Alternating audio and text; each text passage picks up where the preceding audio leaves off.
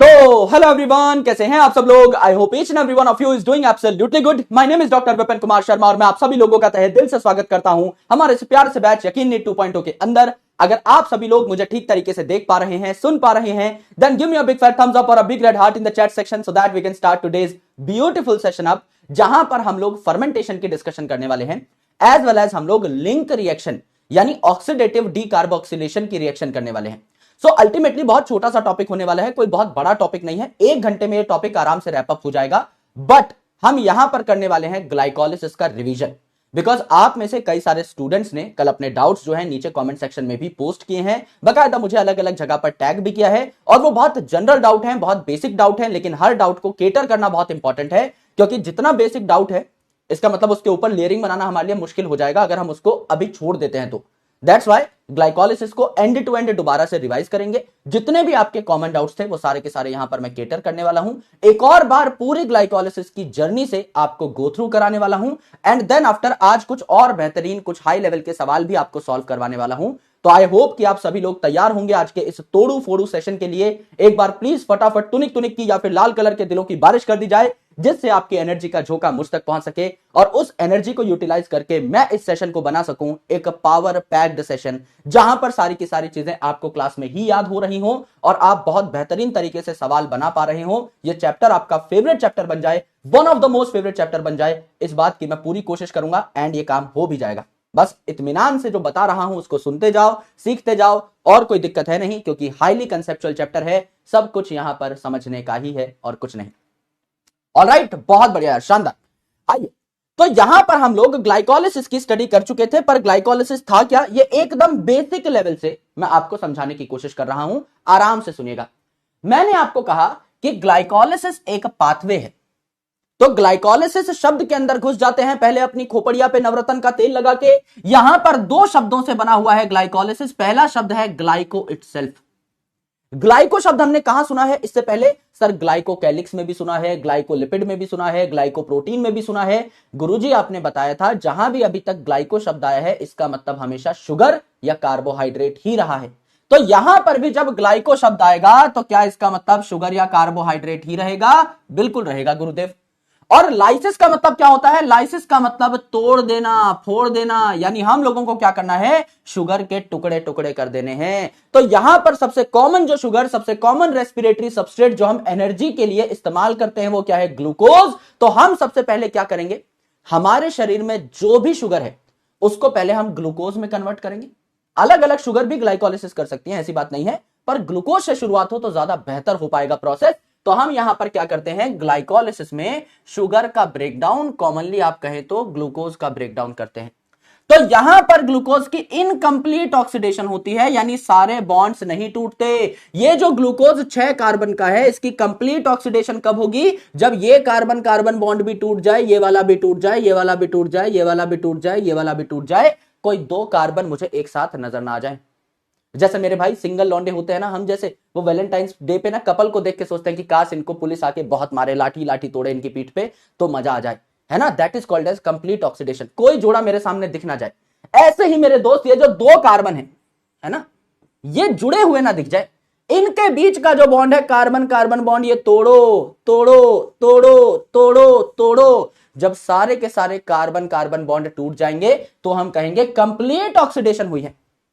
अगर एक भी रह गया, समझ लीजिए ये बॉन्ड टूट गया, ये बॉन्ड टूट गया, ये बॉन्ड टूट गया, ये बॉन्ड टूट गया, सिर्फ ये वाला रह गया, तो भी मेरे दोस्त कंप्लीट ऑक्सीडेशन नहीं मानी जाएगी, क्योंकि एक बॉन्ड अभी भी बचा हुआ है। एक लाठी यहां भी मारनी पड़ेगी, तब जाके हम कहेंगे कि कंप्लीट ऑक्सीडेशन हो रखी है। ठीक है, तो हमारे यहां पर इनकंप्लीट ऑक्सीडेशन हुई है ग्लूकोज की। क्यों? क्योंकि सारे कार्बन कार्बन बॉन्ड नहीं टूटे, सिर्फ एक ये वाला बॉन्ड टूटा है। यानी 6 कार्बन का आपके पास ग्लूकोज था, इसके बीच के बॉन्ड को तोड़ के हमने 3-3 कार्बन के पायरुवेट बना लिए या पायरुविक एसिड बना लिए, एक ही बात है। तो हमने यहां पर 6 कार्बन के ग्लूकोज के 2 टुकड़े कर दिए हैं। दोनों टुकड़े 3-3 कार्बन के हैं, जिन्हें हम पायरुवेट कहते हैं। यानी the conversion of a 6 carbon molecule called glucose into 2 molecules of pyruvate is called as glycolysis. पूरे ग्लाइकोलिसिस में हमें यही करना होता है, ग्लूकोज को हमें 2 पायरुवेट के अंदर कन्वर्ट करना होता है और कुछ नहीं।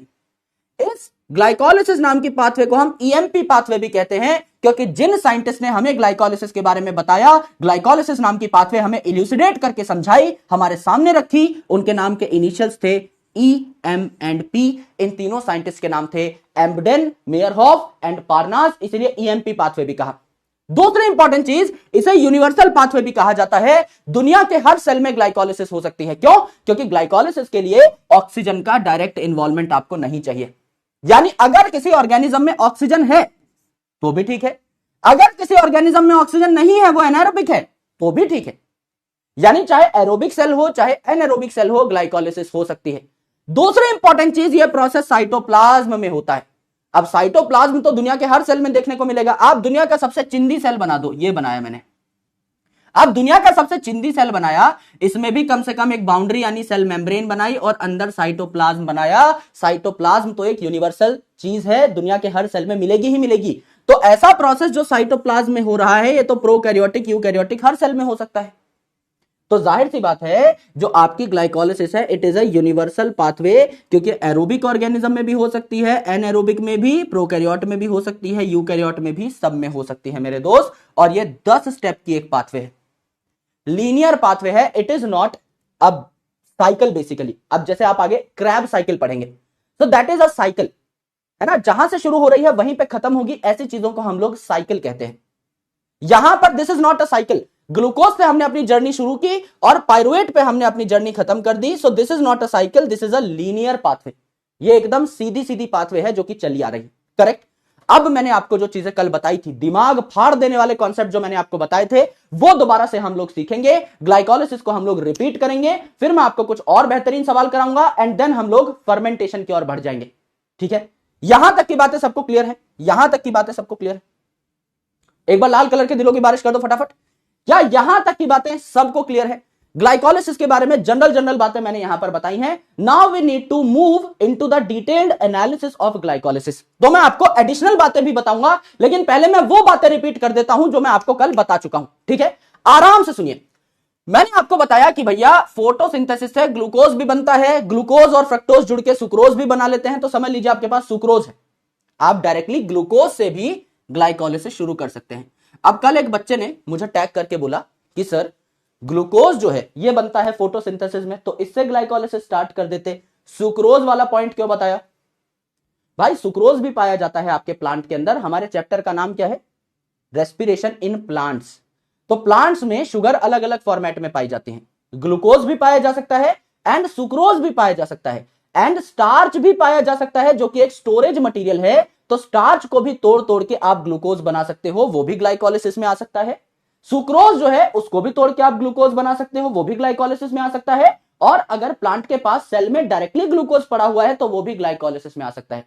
सिर्फ समझाने के लिए हमने यहां पर सुक्रोज का एग्जाम्पल लिया है, जो कि 12 कार्बन की एक शुगर है। तो सुक्रोज जो है इसको इन्वर्ट शुगर भी कहते हैं। तो सुक्रोज जब टूटेगी तो सुक्रोज को तोड़ने के लिए कौन सा एंजाइम लगेगा? सर नाम है सुक्रोज, तो इसको तोड़ेगा एंजाइम सुक्रेज। नाम है इन्वर्ट शुगर, तो इसको तोड़ेगा एंजाइम इन्वर्टेज। ये दोनों चीजें सेम हैं, सुक्रोज को ही इन्वर्ट शुगर कहा और ये जो सुक्रेज है इसी को इन्वर्टेज कहा। तो जब सुक्रोज को हमने तोड़ दिया तो दो आपके शुगर्स बने, ग्लूकोज और फ्रक्टोज। दोनों के दोनों आपके सेम फॉर्मूला वाले शुगर हैं, C6H12O6। ग्लूकोज और फ्रक्टोज दोनों के दोनों आइसोमर्स हैं, दोनों का मॉलिक्यूलर फॉर्मूला जो है एकदम सेम है। बस फर्क इतना है कि ग्लूकोज एक एल्डिहाइड है और फ्रक्टोज एक कीटोन है। लिखना चाहो तो लिख सकते हो, बायोमोलिक्यूल्स में वैसे आपको पढ़ाया जाता है। ग्लूकोज जो है this is an aldehyde molecule and आपका जो फ्रक्टोज है this is a ketone molecule. ठीक है, तो ग्लूकोज जो है इसको मैंने उठाकर यहां पर बना दिया। तो ये जो ग्लूकोज है मेरे भाई ये 6 कार्बन का है। ठीक है, इस ग्लूकोज को मैं सेल में कैद करना चाहता हूं। मैंने क्या कहा कि ये जो ग्लूकोज है ये आपका एक न्यूट्रल मॉलिक्यूल है, ग्लूकोज के ऊपर कोई चार्ज नहीं है। तो ये जो ग्लूकोज है ये तो सेल मेम्ब्रेन से आसानी से बाहर निकल जाएगा। अगर ये मेरी सेल मेम्ब्रेन है, इसके अंदर मैं ग्लूकोज बड़ी मुश्किल से लेकर के आया हूं। मैंने पहले आलू का पराठा खाया, आलू के पराठे में स्टार्च था, स्टार्च को डाइजेस्ट किया अमाइलेज एंजाइम ने, डाइजेस्ट होने के बाद ग्लूकोज बना, ग्लूकोज को मैंने ब्लड में लोड किया, ब्लड सर्कुलेट होकर के अलग अलग सेल्स तक ग्लूकोज पहुंचा रहा है। ये सारी की सारी चीजें आपको देखने को मिली। करेक्ट।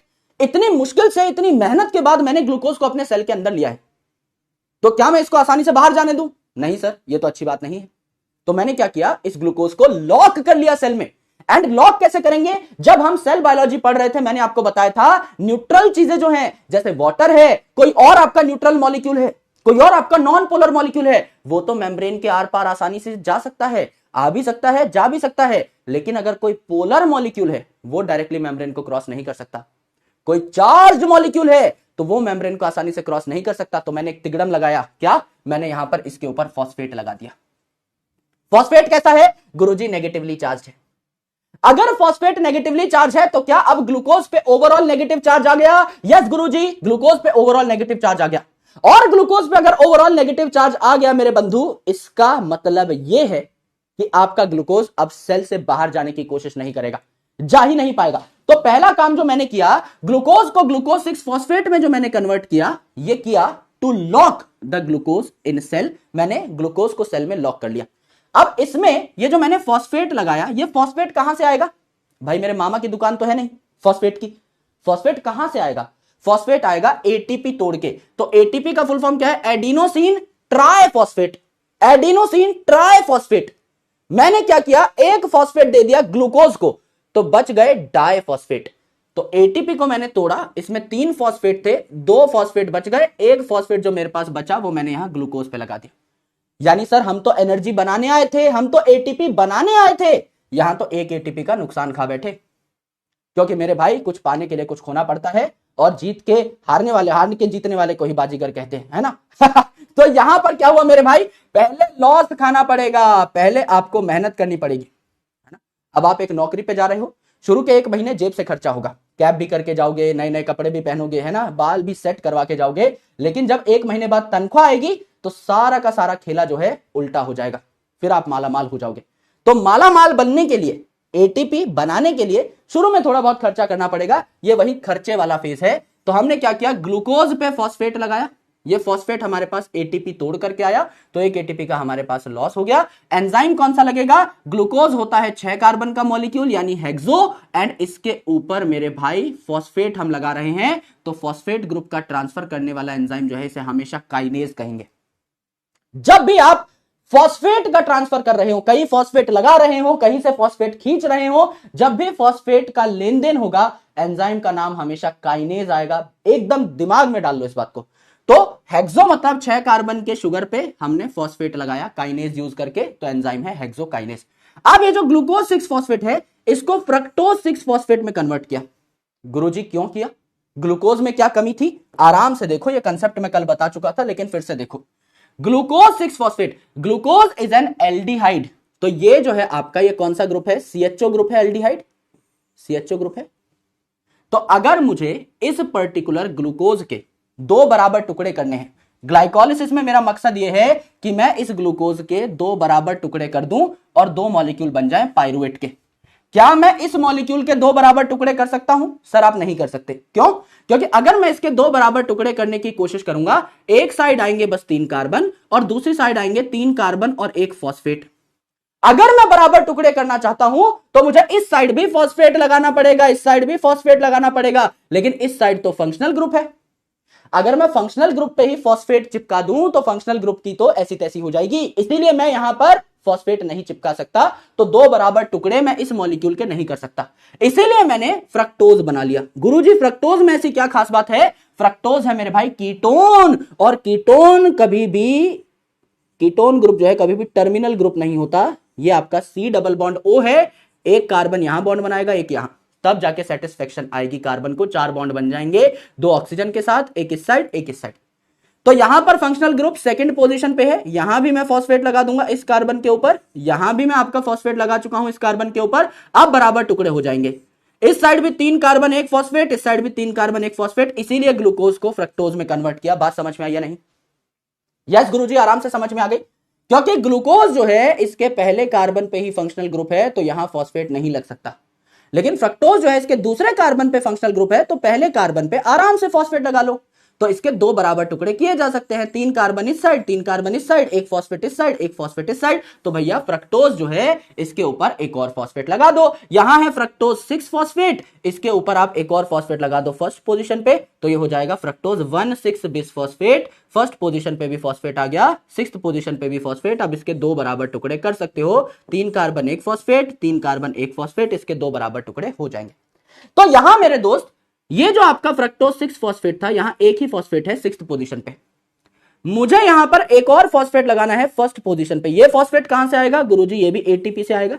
तो एटीपी को मैंने तोड़ा, एडीपी और इनऑर्गेनिक फॉस्फेट बना, ये फॉस्फेट मैंने यहां लगा दिया, एक और एटीपी का नुकसान हो गया, -1 एटीपी, यानी इस पर्टिकुलर स्टेप पे भी मुझे एटीपी का नुकसान हुआ। और यहां पर एंजाइम जो लगेगा वो क्या है? पहले से हमारे पास फॉस्फेट है जो फ्रक्टोज के ऊपर लगा हुआ है, तो नाम हो जाएगा फॉस्फोफ्रक्टो। और यहां भी आपका फॉस्फेट का लेन देन हो रहा है, तो काइनेज, तो फॉस्फोफ्रक्टोकाइनेज एंजाइम इसे कहा जाएगा।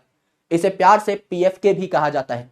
और ये हमारा ग्लाइकोलिसिस का रेट डिटरमाइनिंग एंजाइम है, यानी पेस मेकर एंजाइम है। सबसे स्लोएस्ट स्टेप पूरी की पूरी ग्लाइकोलिसिस में यही होता है, जब फ्रक्टोज 6 फॉस्फेट से फ्रक्टोज 1,6 बिस फॉस्फेट बनता है।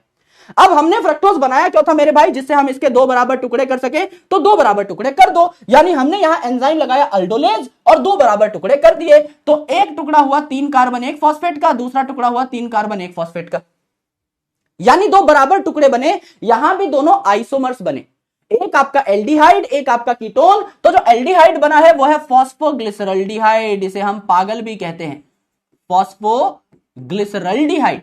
एंड यहां पर बना आपका धप, that is DHAP, dihydroxyacetone phosphate. तो नाम में है एसीटोन, तो ये है कीटोन, और यहां नाम है फॉस्फोग्लिसरल्डिहाइड, तो ये है एल्डिहाइड। तो 3 कार्बन एक फॉस्फेट का एक एल्डिहाइड बना, 3 कार्बन एक फॉस्फेट का एक कीटोन बना। अब हम क्या करेंगे? अब हम इन दोनों को अलग अलग ना लिखकर क्या करेंगे? साथ कपल कर देंगे कि भैया दो मॉलिक्यूल इसी के हैं, ये दोनों क्या कर सकते हैं? एक दूसरे में आइसोमराइज हो सकते हैं। हम कह देंगे डीएचएपी ने भी पीजीएल बना लिया, तो हमारे पास 2 पीजीएल हो गए। इससे हम आगे की पाथवे पढ़ सकते हैं। तो हमने यहां क्या लिख दिया कि हमारे पास 2 पीजीएल हो गए, 2 इंटू पीजीएल हो गए, है ना? पीजीएल यानी फॉस्फोग्लिसरल्डिहाइड लिख दो, ग्लिसरल्डिहाइड 3 फॉस्फेट लिख दो, एक ही बात है। अब ये जो ग्लिसरल्डिहाइड 3 फॉस्फेट है, ये एक और फॉस्फेट लेगा और बना लेगा 1,3 बिस फॉस्फोग्लिसरेट।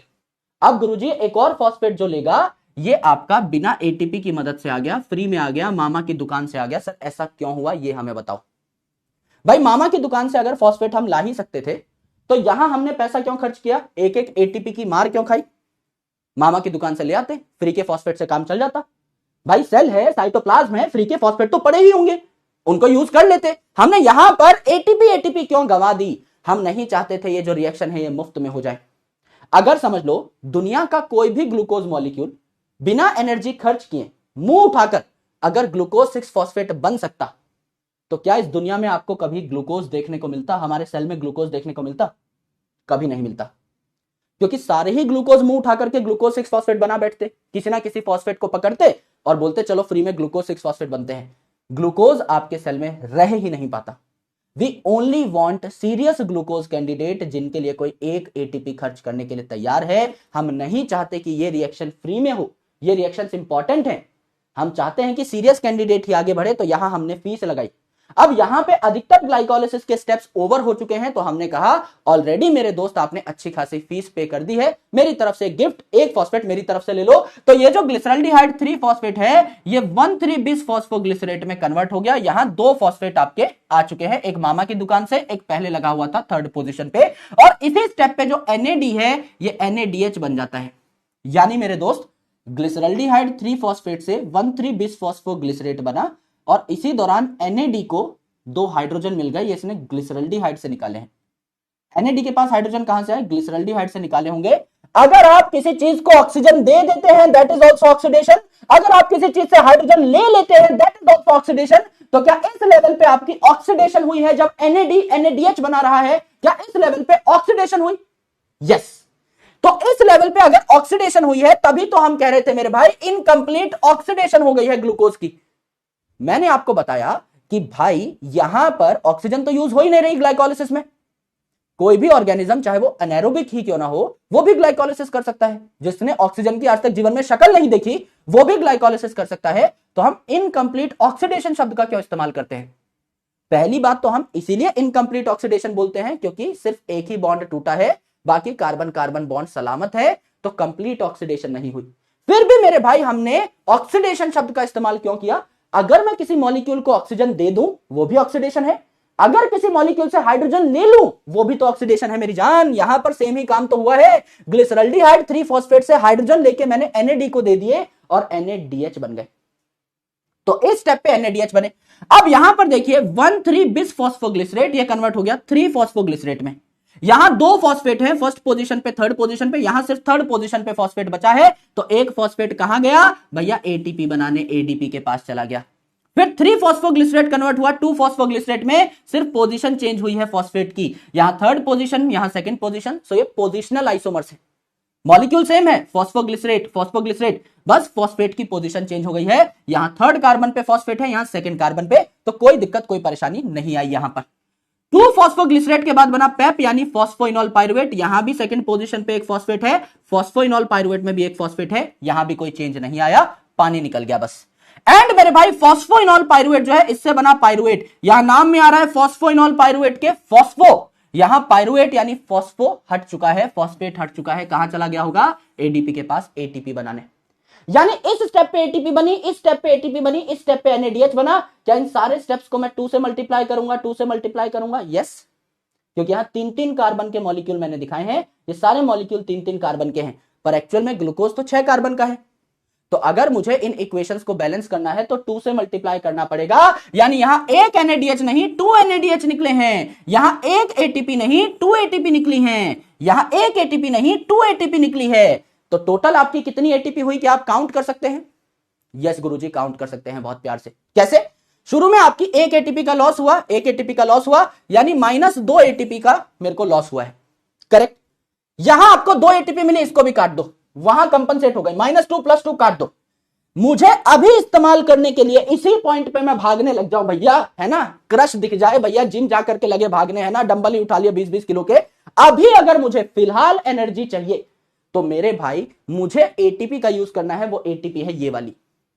इसको मैं फटाफट यूज नहीं कर सकता क्योंकि इसको मुझे बैंक में भेजना पड़ेगा, इलेक्ट्रॉन ट्रांसपोर्ट सिस्टम में भेजना पड़ेगा, तब जाके एक NADH से मुझे 3 ATP मिलेंगी, तो 2 NADH से मुझे 6 ATP मिलेंगी, लेकिन अभी नहीं मिलेंगी। 6 ATP मुझे मिलेंगी आगे चल करके, अभी मेरे पास सिर्फ 2 ATP हैं। तो नेट मेरे पास कितनी ATP है? अभी मेरे जेब में कितने नोट हैं? 2 ATP। टोटल मुझे कितनी मिल सकती है ग्लाइकोलाइसिस से? 2 + 6 बैंक में जाकर के, यानी 8। कोई पूछ ले टोटल 8।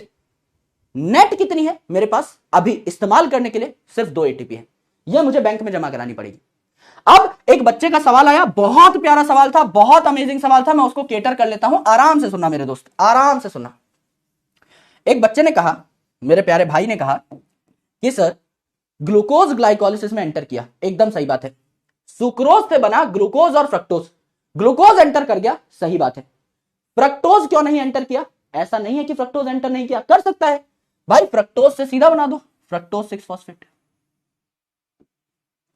फ्रक्टोज पे फॉस्फेट लगा रहे हो, फ्रक्टोज कितने कार्बन का है गुरुजी? 6 कार्बन का, उस पे लगा रहे हैं फॉस्फेट, यानी एंजाइम कौन सा यूज कर रहे हैं सर? काइनेज। तो यहां भी एंजाइम का नाम क्या हो जाएगा मेरी जान? हेक्सोकाइनेज हो जाएगा, हेक्सोकाइनेज हो जाएगा, यस गुरुजी हो जाएगा। इसको हम लोग बायोकेमिस्ट्री की भाषा में पता है क्या कहते हैं? Group specificity. ग्रुप स्पेसिफिसिटी मतलब कुछ ऐसे एंजाइम्स होते हैं जो एक ग्रुप ऑफ केमिकल्स को कैटेलाइज कर सकते हैं। यानी आपने सुना होगा कि enzymes are very specific. Enzymes जो हैं एक ही सबस्ट्रेट पे बेसिकली एक्ट करते हैं, लेकिन यहां आपका ग्लूकोज को भी हेक्सोकाइनेज जो है ग्लूकोज 6 फॉस्फेट में कन्वर्ट कर सकता है, फ्रक्टोज को भी फ्रक्टोज 6 फॉस्फेट में कन्वर्ट कर सकता है, कोई और भी 6 कार्बन की शुगर है उसको भी कन्वर्ट कर सकता है, उस पर भी फॉस्फेट लगा सकता है। मेन कंडीशन क्या है? बस 6 कार्बन होने चाहिए। तो हेक्सोकाइनेज जो है यहां आप लिख सकते हैं, it shows group specificity, group specificity, ये आपकी बात है। तो जिस मेरे भाई ने पूछा था कि आपका फ्रक्टोज क्यों नहीं आ सकता, बिल्कुल आ सकता है। बॉडी बहुत कॉम्प्लेक्स है, हो तो कुछ भी सकता है। समझ लो आप ग्लूकोज नहीं ही खा रहे हो, प्रोटीन खा रहे हो, तो भी तो एनर्जी मिलेगी, बिल्कुल मिलेगी। तो ग्लाइकोलाइसिस पढ़ेंगे ही नहीं, फिर हम लोग प्रोटीन मेटाबॉलिज्म पढ़ेंगे, उससे एनर्जी निकालेंगे। सो आगे तो आप एमबीबीएस फर्स्ट ईयर में बहुत डीप बायोकेमिस्ट्री पढ़ोगे और हो सकता है मैं आपको पढ़ाऊं भी अगली साल बायोकेमिस्ट्री। यस, तो ये सारी चीजें हम लोग अच्छे तरीके से देखने वाले हैं। This is your glycolysis. तो हमने क्या क्या सीखा? हमने ये सीखा कि ग्लूकोज कन्वर्ट होता है ग्लूकोज 6 फॉस्फेट में, ग्लूकोज 6 फॉस्फेट फ्रक्टोज 6 फॉस्फेट में, फ्रक्टोज 6 फॉस्फेट फ्रक्टोज 1,6 बिसफॉस्फेट में, और उसके बाद उसके चीथड़े उड़ जाते हैं, यानी दो टुकड़े हो जाते हैं, पागल और धप बन जाते हैं, फॉस्फोग्लिसरल्डिहाइड और डीएचएपी। हम कहते हैं कि डीएचएपी भी आइसोमराइज होकर पीजीएल ही बना लेता है, तो 2 इंटू पीजीएल हम लोग लिख देते हैं। फिर ये जो पीजीएल है ये बनाता है 1,3 बिसफॉस्फोग्लिसरेट, फिर बनता है 3 फॉस्फोग्लिसरेट, 2 फॉस्फोग्लिसरेट, फॉस्फोइनॉल पाइरुवेट जिसको पेप भी कहते हैं, एंड देन बनता है पाइरुवेट। करेक्ट। अब मैंने यहां पर देखा कि गुरुजी सारे के सारे एरोना डबल साइडेड हैं, यानी ये रिवर्सिबल प्रोसेस है, ये रिवर्सिबल प्रोसेस है। करेक्ट। सिर्फ 3 जगह पर, सिर्फ 3 स्टेप पे वन साइडेड एरो लगा हुआ है। एक तो पहला स्टेप जहां एटीपी यूज हुई, तीसरा स्टेप जहां एटीपी यूज हुई, और आखिरी स्टेप। तो कैसे याद करना है? 1 3 10, यानी पहले जो आपके स्टेप्स हैं जहां एटीपी यूज हो रही है, सिंपल ऐसे याद कर लो, और लास्ट स्टेप जहां एटीपी निकल रही है ऐसे याद कर लो। ये 3 स्टेप जो हैं दे आर इरिवर्सिबल स्टेप्स, बाकी सारे रिवर्सिबल स्टेप्स। ठीक है, ये आपने देखा। तो मैंने आपको यही बात बताई कि सिर्फ फर्स्ट स्टेप, थर्ड स्टेप और 10th स्टेप जो है ये आपके इरिवर्सिबल हैं, बाकी सारे स्टेप्स क्या होते हैं? रिवर्सिबल। मेन जो आपका पेसमेकर एंजाइम है ये थर्ड स्टेप में यूज हो रहा था, फॉस्फोफ्रक्टोकाइनेज। अगर आप एनर्जी की बात करें तो 2 एटीपी तो आपकी लूज हुई, और अगर आप देखें तो एनएडीएच आपको दे सकता है 6 एटीपी बैंक में जाने के बाद, और 2 एटीपी आपको नेट मिल सकती हैं। तो नेट एटीपी आपके पास कितनी आई ग्लाइकोलिसिस में जो आप झटपट यूज करेंगे? 2 एटीपी। और टोटल कितनी आई? नेट एटीपी प्लस 6 एटीपी जो बैंक में जाकर मिलेंगे, यानी 8 एटीपी। तो नेट 2 एटीपी और टोटल आपकी 8 एटीपी। इतनी बात सबको समझ में आई? हाँ या ना? झटपट बताओ, फटफट बताओ। यहां तक की बात समझ में आ गई? यहां तक की बातें मेरे सारे भाइयों को क्लियर है या नहीं? फटाफट बता दो मेरे दोस्त। एक बार लाल कलर के दिलों की बारिश कर दो या तारा रारा in the chat section please, जिससे अब हम आगे बढ़ सकें। And let's talk about the fate of pyruvate, यानी पाइरुवेट के भविष्य के बारे में बात करते हैं। फेट मतलब भविष्य, है ना? भविष्य के बारे में बात करते हैं। एनएडीएच कैसे बना बता देता हूं मेरे भाई। आपका जो साइटोप्लाज्म है जहां ये रिएक्शंस हो रही हैं, यहां एनएडी पड़े हुए होते हैं पहले से, यहां एडीपी पड़े हुए होते हैं, कुछ एटीपी जो आपको यूज करने हैं पहले ही पड़े हुए होते हैं। तो आपको अगर इस मॉलिक्यूल से हाइड्रोजन निकालने हैं तो सबसे ज्यादा बेहतर कैंडिडेट कौन है आपके पास? Sir NAD. एनएडी को हाइड्रोजन दे दीजिए, ये एनएडीएच बना लेगा और आगे चल के आपको एनर्जी भी देगा। भाई ऐसे किसी मॉलिक्यूल को मैं हाइड्रोजन क्यों दूं जो आगे चल के मेरे किसी काम ही ना आए? आपके पास 2 ऑप्शन है, आपके पास ये 2 लोग हैं, आपके पास ये 2 लोग हैं। एक तो झाड़ू जैसी शकल का लेकिन दिल का बड़ा साफ है। इसको अगर आप बोलते हो कि भाई मैं तुझे 2 हाइड्रोजन दे देता हूं, तो बता तू क्या करेगा मेरे लिए? क्या करेगा बदले में? ये बोलेगा कि मैं बैंक में जाऊंगा और मैं तुम्हें ना 3 एटीपी दूंगा। अगर मेरा एक मॉलिक्यूल बन गया तो मैं तुम्हें 3 एटीपी दूंगा। ये जो है दूसरा मॉलिक्यूल क्या कहता है? मैं अगर इसको बोलूं भाई मैं तुझे 2 हाइड्रोजन दूंगा, तो तू मेरे लिए क्या करेगा बदले में? भाई 2 हाइड्रोजन वापस ले लियो, कभी मेरे पास एक्स्ट्रा हुए तो तू रख लेना। इसमें एहसान की क्या बात है? चौड़ा क्यों हो रहा है मेरे आगे?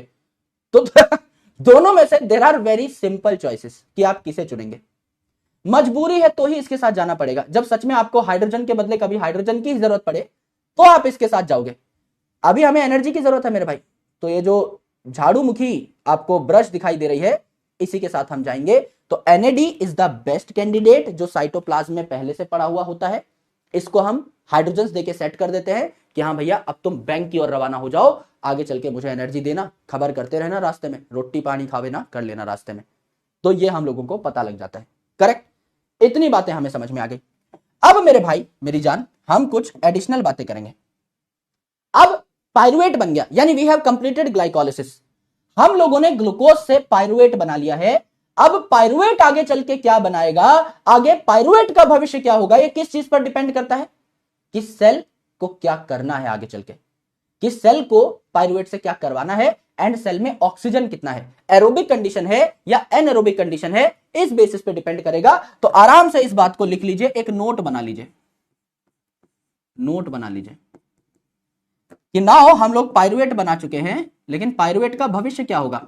तो आप लिख सकते हैं fate of pyruvate, fate of pyruvate depends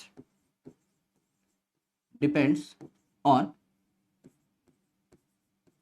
needs of cell, इस सेल को क्या चाहिए, नीड्स ऑफ सेल, और on availability of oxygen in cell. एक सेल में ऑक्सीजन कितनी है भी या नहीं, इस बेसिस पे पाइरुवेट जो है अब अलग अलग प्रकार के रिएक्शंस दिखाएगा। तो कौन कौन से रिएक्शन दिखाएगा ये मैं आप लोगों को बता देता हूं, आराम से देखिएगा। इस चीज को लिख लीजिए और डन बोल दीजिए इन द चैट सेक्शन, एंड आराम से एक खाली स्लाइड ले लीजिए, लैंडस्केप है ना, खाली पेज ले लीजिए, ऐसे होती है आपकी कॉपी, ऐसा पेज ले लीजिए, उस पर आपको सारे के सारे फेट एक बार में ही समझ में आ जाएंगे। ठीक है, आराम से देखिएगा मेरे भाई, एक खाली जो है शीट ले लीजिए और हेडिंग डाल लीजिए फेट्स ऑफ पाइरुवेट, यानी पाइरुवेट का भविष्य। वैसे तो मैं बाबा नहीं, लेकिन पाइरुवेट का भविष्य तो बता ही सकता हूं, और वो भी बिना इसका हाथ देखे। कुछ कलाकारी तो हमें भी आती है दोस्त, आज के बाद ये कलाकारी तुम्हें भी आ जाएगी। फेट ऑफ पाइरुवेट की हम लोग बात कर लेते हैं। सबसे पहले बना लेते हैं एक ग्लूकोज। तो ग्लूकोज कितने कार्बन का मॉलिक्यूल है गुरुजी? ग्लूकोज जो है ये आपका 6 कार्बन का मॉलिक्यूल है। 1 कार्बन, 2 कार्बन, 3 कार्बन आपने बनाए और 3 कार्बन बना लो, ये आपका 6 कार्बन का मॉलिक्यूल है, जिसको हम लोगों ने क्या कह दिया, ग्लूकोज। अब ये जो ग्लूकोज है इसने ग्लाइकोलिसिस करके क्या बना लिए, 2 मॉलिक्यूल बना लिए, किसके, पाइरुवेट के 2 मॉलिक्यूल्स बना लिए। करेक्ट है, यानी इसने क्या किया, पाइरुवेट के 2 मॉलिक्यूल्स बना लिए, 2 इंटू पाइरुवेट, पाइरुवेट के 2 मॉलिक्यूल्स बना लिए। ठीक है, थोड़ा सा मोटा हो गया है पेन, इसको पतला कर देते हैं। 2 मॉलिक्यूल्स बना लिए पाइरुवेट के, तो ये 3 कार्बन का पाइरुवेट है, ये 6 कार्बन का आपका क्या है, ग्लूकोज है। Correct, so this is glucose molecule जो कि आपका 6 कार्बन का है। करेक्ट, और ये आपके 2 मॉलिक्यूल हैं पाइरुवेट के, और पाइरुवेट कैसा है मेरे भाई, 3 कार्बन का है। ये हम जानते हैं कि ग्लूकोज जो है 6 कार्बन का था, इसके 2 टुकड़े कर दिए तो पाइरुवेट बन गए। जिस प्रोसेस से ये आपका बना है, इस प्रोसेस को हम क्या कहते हैं, ग्लाइकोलिसिस। इस प्रोसेस को हम कहते हैं ग्लाइकोलिसिस। और इस ग्लाइकोलिसिस के दौरान और क्या क्या निकला मेरे भाई, इस ग्लाइकोलिसिस के दौरान और क्या क्या निकला, आराम से देखिए। क्या यहां पर आपका NAD जो था, इसको मैंने रिड्यूस करके NADH बना दिया था, NADH बना दिया था। क्या यहां पर NADH मॉलिक्यूल बने थे? यस गुरुजी, एक ग्लूकोज को जब मैंने पाइरुवेट में कन्वर्ट किया था तो 2 NADH मॉलिक्यूल बने थे। यहां पर आपने दिखाया भी है कि 2 NADH मॉलिक्यूल बने थे। करेक्ट, इस स्टेप पे एक NADH निकल रहा है, इंटू 2 करेंगे, 2 NADH मॉलिक्यूल यहां पर आपको निकलते हुए दिखाई दे रहे थे ग्लाइकोलिसिस में। और ATP आप चाहो तो लिख सकते हो कि ATP कितनी बनी थी, 2 ATP बनी थी। तो 2 ATP तो नेट है, उसको तो मैं कभी भी यूज कर सकता हूं। मेरे काम की चीज है NADH, इसके बारे में मुझे डिस्कशन करनी है, तो मैंने यहां लिख लिया कि ग्लूकोज जब पाइरुवेट में कन्वर्ट हुआ तो NADH बने। सिंपल, एकदम सही है। अब मेरे भाई ये जो पाइरुवेट है, on the basis of whether it have the access to oxygen और नॉट, यानी इस पाइरुवेट के आसपास ऑक्सीजन है या नहीं, इस बेसिस पे ये 2 प्रकार के रिएक्शन दिखा सकता है। सो यहां पर मेरे भाई लिखना in absence of oxygen, in absence of oxygen, या आप कह सकते हैं इन एनारोबिक कंडीशन, इन एनारोबिक कंडीशंस, जो आपका पाइरुवेट है ये क्या दिखाएगा, पाइरुवेट शो फर्मेंटेशन। ये फर्मेंटेशन रिएक्शन में जाएगा मेरे दोस्त। फर्मेंटेशन मतलब पाइरुवेट जो है ये रिएक्शन करेगा बिना ऑक्सीजन की प्रेजेंस में, तो ये क्या करेगा, फर्मेंटेशन करेगा। और ये फर्मेंटेशन जो है ये 2 टाइप के होंगे मेरे भाई मेरी जान, ये फर्मेंटेशन आपके 2 टाइप के होंगे, जरा गौर से सुनना। ओ मेरे मुन्ना, गौर से सुनना। पहला जो फर्मेंटेशन है वो कैसा है, पहला फर्मेंटेशन जो है इसमें बनेंगे लैक्टिक एसिड मॉलिक्यूल, तो इसको हम क्या कहते हैं, lactic acid fermentation. Lactic acid fermentation में क्या होगा, ये 3 कार्बन का पाइरुवेट है, ये 3 कार्बन का लैक्टिक एसिड बना बैठेगा। तो ये 3 कार्बन का पाइरुवेट है, ये क्या बना बैठा, 3 कार्बन का लैक्टिक एसिड बना बैठा। तो 3 कार्बन का ही पाइरुवेट था, 3 कार्बन का ही लैक्टिक एसिड, तो कोई कार्बन का लॉस नहीं हुआ, 3 कार्बन से सीधा 3 कार्बन की चीज बन गई। सिंस यहां लैक्टिक एसिड बन रहा है, मैं नीचे लिख रहा हूं, ऊपर कॉपी कर दूंगा, मैं कह रहा हूं since lactic acid is formed, since lactic acid is formed, क्योंकि इस पर्टिकुलर रिएक्शन में लैक्टिक एसिड बन रहा है, since lactic acid is formed therefore this reaction is called as lactic acid fermentation, lactic acid fermentation. ये कौन कर रहा है? लैक्टिक एसिड फर्मेंटेशन कौन कर रहा है? खुद बताओ मेरे दोस्त, पढ़े लिखे आदमी हो, 12वीं पास आदमी हो, खुद बताओ लैक्टिक एसिड फर्मेंटेशन कौन कर सकता है? अगर मैं आपसे एग्जांपल पूछूं तो नाम से कुछ चमक रहा है मेरे भाई, सर पे लगाओ नारियल का तेल और घुस जाओ इस नाम के अंदर। लैक्टिक एसिड कहीं सुना हुआ है? लैक्टो कहीं सुना हुआ है? गुरुजी लैक्टो सुना हुआ है, माइक्रोब्स इन ह्यूमन वेलफेयर में 12वीं कक्षा में पढ़े थे। क्या था? लैक्टिक एसिड फर्मेंटेशन करा था वो भी, है ना? क्या बनाता है आपका? दूध से दही बनाता है ना मेरे भाई। Yes, lactobacillus. क्या है? लैक्टोबैसिलस, लैक्टिक एसिड बनाने वाला, लैक्टिक एसिड बनाने वाला बैसिलस, रॉड शेप बैक्टीरिया। तो क्या बैक्टीरिया में हो सकता है प्रोसेस? बिल्कुल हो सकता है सर, लैक्टिक एसिड बैक्टीरिया में हो सकता है, लैक्टिक एसिड बैक्टीरिया में हो सकता है। तो एग्जाम्पल क्या है? लैक्टोबैसिलस या lactic acid bacteria, lactic acid bacteria, यानी सीधी सी बात है लैक्टिक एसिड में आपका बैक्टीरिया में हो सकता है, लैक्टिक एसिड बना सकता है। और किस में होता है गुरुजी? हमारी मसल में भी होता है। जब हमारी मसल्स में ऑक्सीजन की कमी हो जाती है, क्योंकि it is a type of fermentation, तो तब होगी जब ऑक्सीजन कम हो। तो मेरे भाई समझ लो आप जिम में चले गए, है ना, ये 20 kg के डंबल उठा उठा के मार रहे हो, है ना, अचानक से जो है कोई आता हुआ दिख गया, डंबल का वजन अचानक से डबल हो गया, है ना, उठा के मारने लगे, ये चीख निकल गई, और मेरे भाई अब एनर्जी की ज्यादा जरूरत पड़ी। मसल जो है अब उनको इकट्ठी एनर्जी चाहिए, जल्दी जल्दी एनर्जी चाहिए, तो आपके पास इतना टाइम नहीं है कि आप ग्लाइकोलिसिस करें, उसके बाद मेरे भाई लिंक रिएक्शन में जाएं, फिर आप जाएं क्रैब साइकिल में, फिर जाए इलेक्ट्रॉन ट्रांसपोर्ट सिस्टम में। इतना टाइम नहीं है, धड़ाधड़ एनर्जी बनानी है। तो हम क्या करते हैं? ग्लाइकोलिसिस में जाते हैं, लैक्टिक एसिड बनाते हैं, फिर वापस ग्लाइकोलिसिस में आते हैं, लैक्टिक एसिड बनाते हैं, फिर ग्लाइकोलिसिस में आते हैं, लैक्टिक एसिड बनाते हैं, जिससे कि मेरे भाई झटपट आपकी एटीपी मिलती रहे और ग्लाइकोलिसिस का प्रोसेस भी ना रुके, निरंतर चलता रहे। लेकिन इस दौरान लैक्टिक एसिड भी बनता जा रहा है, तो मसल्स में जकड़न आ जाती है, मसल्स में दर्द शुरू हो जाता है ना। रात को उसके बाद चिल्लाते हो, चिलम चोट मचा रखी, अगले दिन नहीं जाऊंगा मम्मी, है ना, हाथ पैरों में दर्द शुरू हो जाता है। लेकिन जब आप एक प्रॉपर रेस्ट ले लेते हो, एम्पल रेस्ट ले लेते हो, 4, 5, 6 घंटे का, 10 घंटे का, तो आपकी मसल्स में जितना लैक्टिक एसिड बना होता है वो मेटाबोलाइज हो जाता है, किन्हीं और केमिकल्स में कन्वर्ट हो जाता है। तो ये जो लैक्टिक एसिड वाला फर्मेंटेशन है, ये आपकी मसल्स में भी तो हो सकता है। यस गुरुजी, तो लैक्टिक एसिड बैक्टीरिया में एंड एनिमल मसल्स में भी तो हो सकता है। यस गुरुजी, एनिमल मसल्स में भी हो सकता है। ये बड़ी अच्छी बात कही आपने। ये दोनों के दोनों एग्जांपल रिलेटिव है ना, पहले से पता थे। यस गुरुजी, पहले से पता थे। लैक्टिक एसिड ही तो हमें दर्द देता है, पेन देता है, एकदम सही बात है गुरुजी। यहां पर एंजाइम कौन सा लग जाएगा? एंजाइम कौन सा लग जाएगा? एंजाइम लग जाएगा लैक्टिक एसिड फर्मेंटेशन में लैक्टेट डिहाइड्रोजिनेज, एलडीएच भी कहते हैं इसको। क्या लगेगा? लैक्टिक एसिड बन रहा है तो लैक्टेट डिहाइड्रोजिनेज, लैक्टेट डिहाइड्रोजिनेज, इसे एलडीएच एंजाइम भी कहते हैं, लैक्टेट डिहाइड्रोजिनेज। और मेरे भाई यहां पर सबसे बेहतरीन बात पता है क्या होती है? यहां सबसे बेहतरीन बात होती है कि ग्लाइकोलिसिस के दौरान जो NADH बनता है ना, ये दोबारा से NAD में कन्वर्ट हो जाता है। यहां जो आपका NADH बना हुआ था, यहां जो आपका NADH बना हुआ था, ये फिर से आपका किस में कन्वर्ट हो गया? NAD में कन्वर्ट हो गया, है ना। यहीं इसके ऊपर लिख लेते हैं, वरना दूसरी रिएक्शन नहीं आ पाई, इसके ऊपर ही लिख लेते हैं।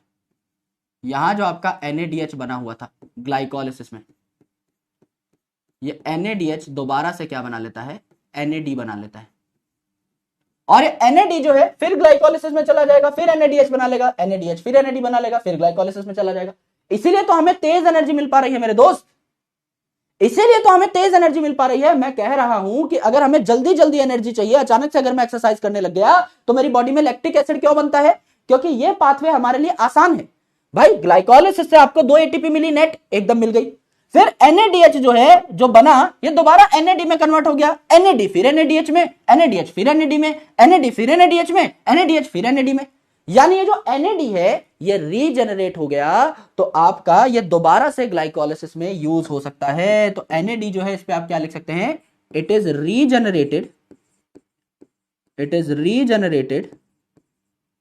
To get reused in glycolysis, right. इसको ग्लाइकोलाइसिस में दोबारा से यूज किया जा सकता है क्योंकि ये रीजनरेट हुआ है मेरे भाई, इसको हम दोबारा से यूज कर लेंगे, काम धंधे पे लगा देंगे। करेक्ट, ये है आपका lactic acid fermentation. This is your lactic acid fermentation, यानी 3 कार्बन का पायरुवेट था, 3 कार्बन के पायरुवेट से 3 कार्बन का ही लैक्टिक एसिड बना लिया।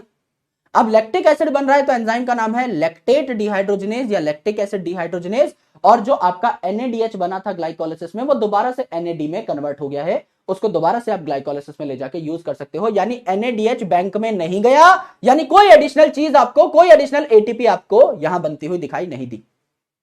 मैंने क्या कहा था, एक NADH जब बैंक में जाएगा तो आपको 3 ATP देगा, यहां तो NADH चुपचाप NAD में ही कन्वर्ट हो गया, कोई बैंक में इसका जाना नहीं हुआ मेरे भाई। इसका मतलब इसने कोई एडिशनल ATP नहीं दी, तो यहां नेट ATP भी 2 ही बनी और टोटल ATP भी 2 ही बनी, ये बैंक में जाने का काम यहां पर हुआ ही नहीं है। ये जो मैंने एनर्जी कैलकुलेशन बताई थी, यहां नेट ATP 2 थी, ये तो आपको ग्लाइकोलाइसिस में मिल चुकी है। ये जो 6 ATP आपको आगे मिलने वाली थी ये अब नहीं मिली है फर्मेंटेशन में, बैंक में जाने का काम हुआ ही नहीं, तो यहां नेट ATP भी 2 है फर्मेंटेशन में और टोटल ATP भी 2 है, माइटोकॉन्ड्रिया में जाने आने का काम किया ही नहीं गया। तो यहां पर आपकी नेट ATP भी 2 है, टोटल ATP भी 2 है, मैं लिखवा दूंगा आपको, ठीक है, डरने की जरूरत नहीं। अब अगला जो फर्मेंटेशन है ये क्या होता है, अगला जो फर्मेंटेशन है इसमें क्या है, ये जो पायरुवेट है, ये जो पायरुवेट है ये कन्वर्ट हो जाता है अल्कोहल में, तो इसे कहते हैं अल्कोहलिक फर्मेंटेशन। तो सबसे पहले इसने क्या बनाया, सबसे पहले इसने बनाया एसिटल्डिहाइड, एसिटल्डिहाइड, एसिटल्डिहाइड आपका यहां पर 2 कार्बन का बन जाएगा, एक सेकेंड, एसिटल्डिहाइड,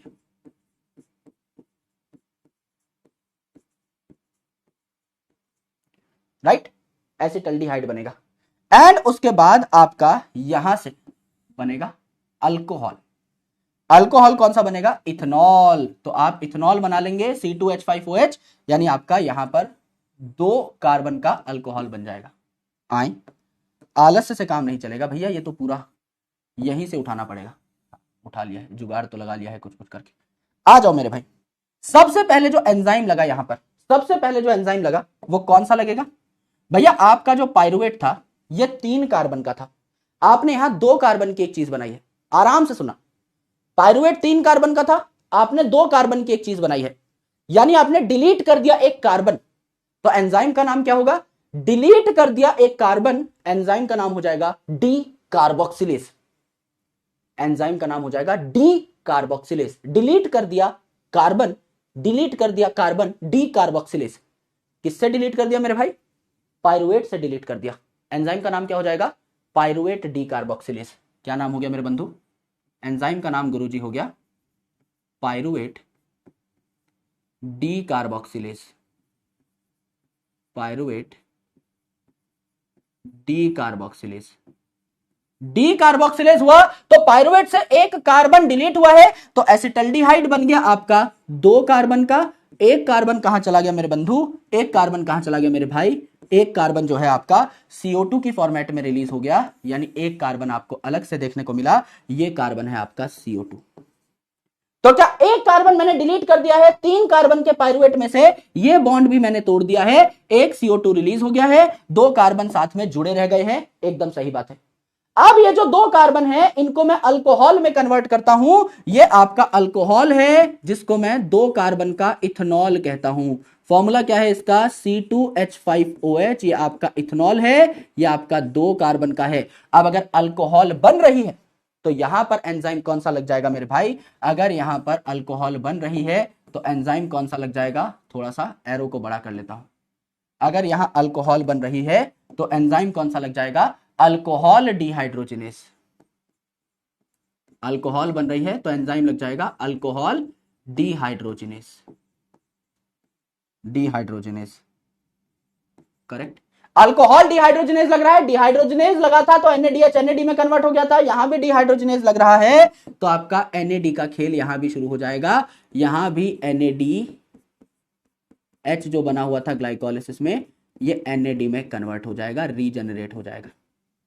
ये भी आपका रीजनरेट हो जाएगा ग्लाइकोलाइसिस में, इसको इस्तेमाल किया जा सकता है, इसको भी ग्लाइकोलाइसिस में इस्तेमाल किया जा सकता है आगे चल के। Yes, it is also regenerated, इसको भी हम ग्लाइकोलाइसिस में इस्तेमाल कर सकते हैं। करेक्ट है। यानी ग्लाइकोलाइसिस के दौरान जो NADH बनते हैं, जो NADH बनते हैं, इन NADH को हम दोबारा से NAD में कन्वर्ट कर देते हैं, दोबारा से हम लोग NAD में कन्वर्ट कर देते हैं फर्मेंटेशन के स्टेप्स के अंदर। यहां ऐसी फर्मेंटेशन है जहां लैक्टिक एसिड बन रहा है तो इसका नाम है लैक्टिक एसिड फर्मेंटेशन। यहां पे आपका इथेनॉल या अल्कोहल बन रहा है तो इसे कहेंगे अल्कोहलिक फर्मेंटेशन। होगा किसमें अल्कोहलिक फर्मेंटेशन, गौर से सुनिएगा। इथेनॉल बन रहा है तो आप कह सकते हैं since alcohol is formed, since alcohol is formed it is called as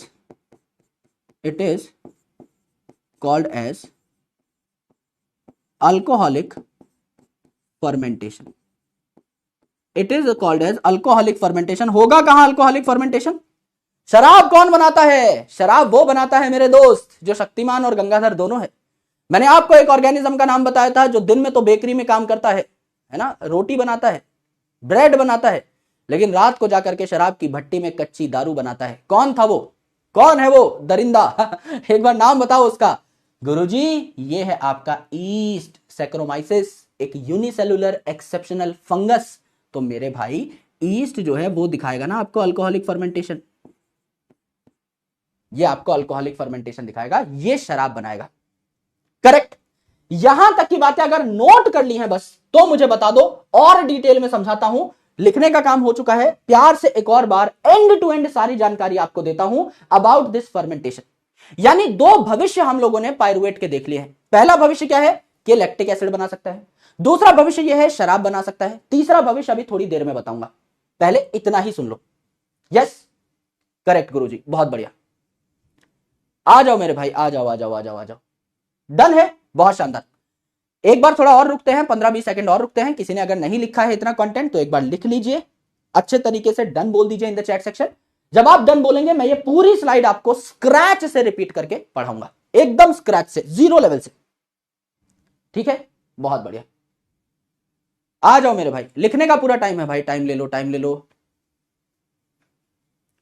वैसे तो साथ साथ लिखना चाहिए क्योंकि इसीलिए तो मैं हाथ से लिख के पढ़ाता हूं जिससे आप मेरे साथ साथ नोट्स बना पाए।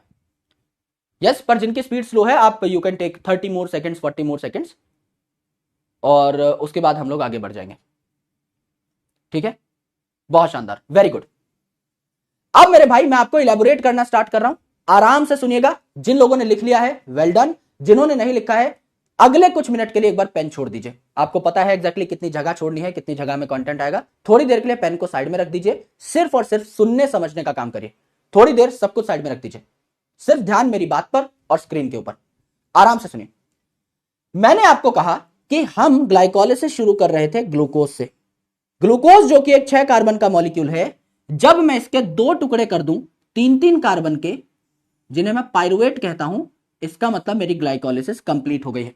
यानी ग्लाइकोलाइसिस ऐसी पाथवे है जिसमें मैं ग्लूकोज को 2 मॉलिक्यूल ऑफ पाइरुवेट में कन्वर्ट करता हूं। सिंपल सी बात है, 6 कार्बन का मेरे पास ग्लूकोज था, मैंने इसके 2 टुकड़े कर दिए, एक टुकड़ा 3 कार्बन का, दूसरा टुकड़ा भी 3 कार्बन का, 2 पाइरुवेट बना दिए, इसे मैं ग्लाइकोलाइसिस कह रहा था।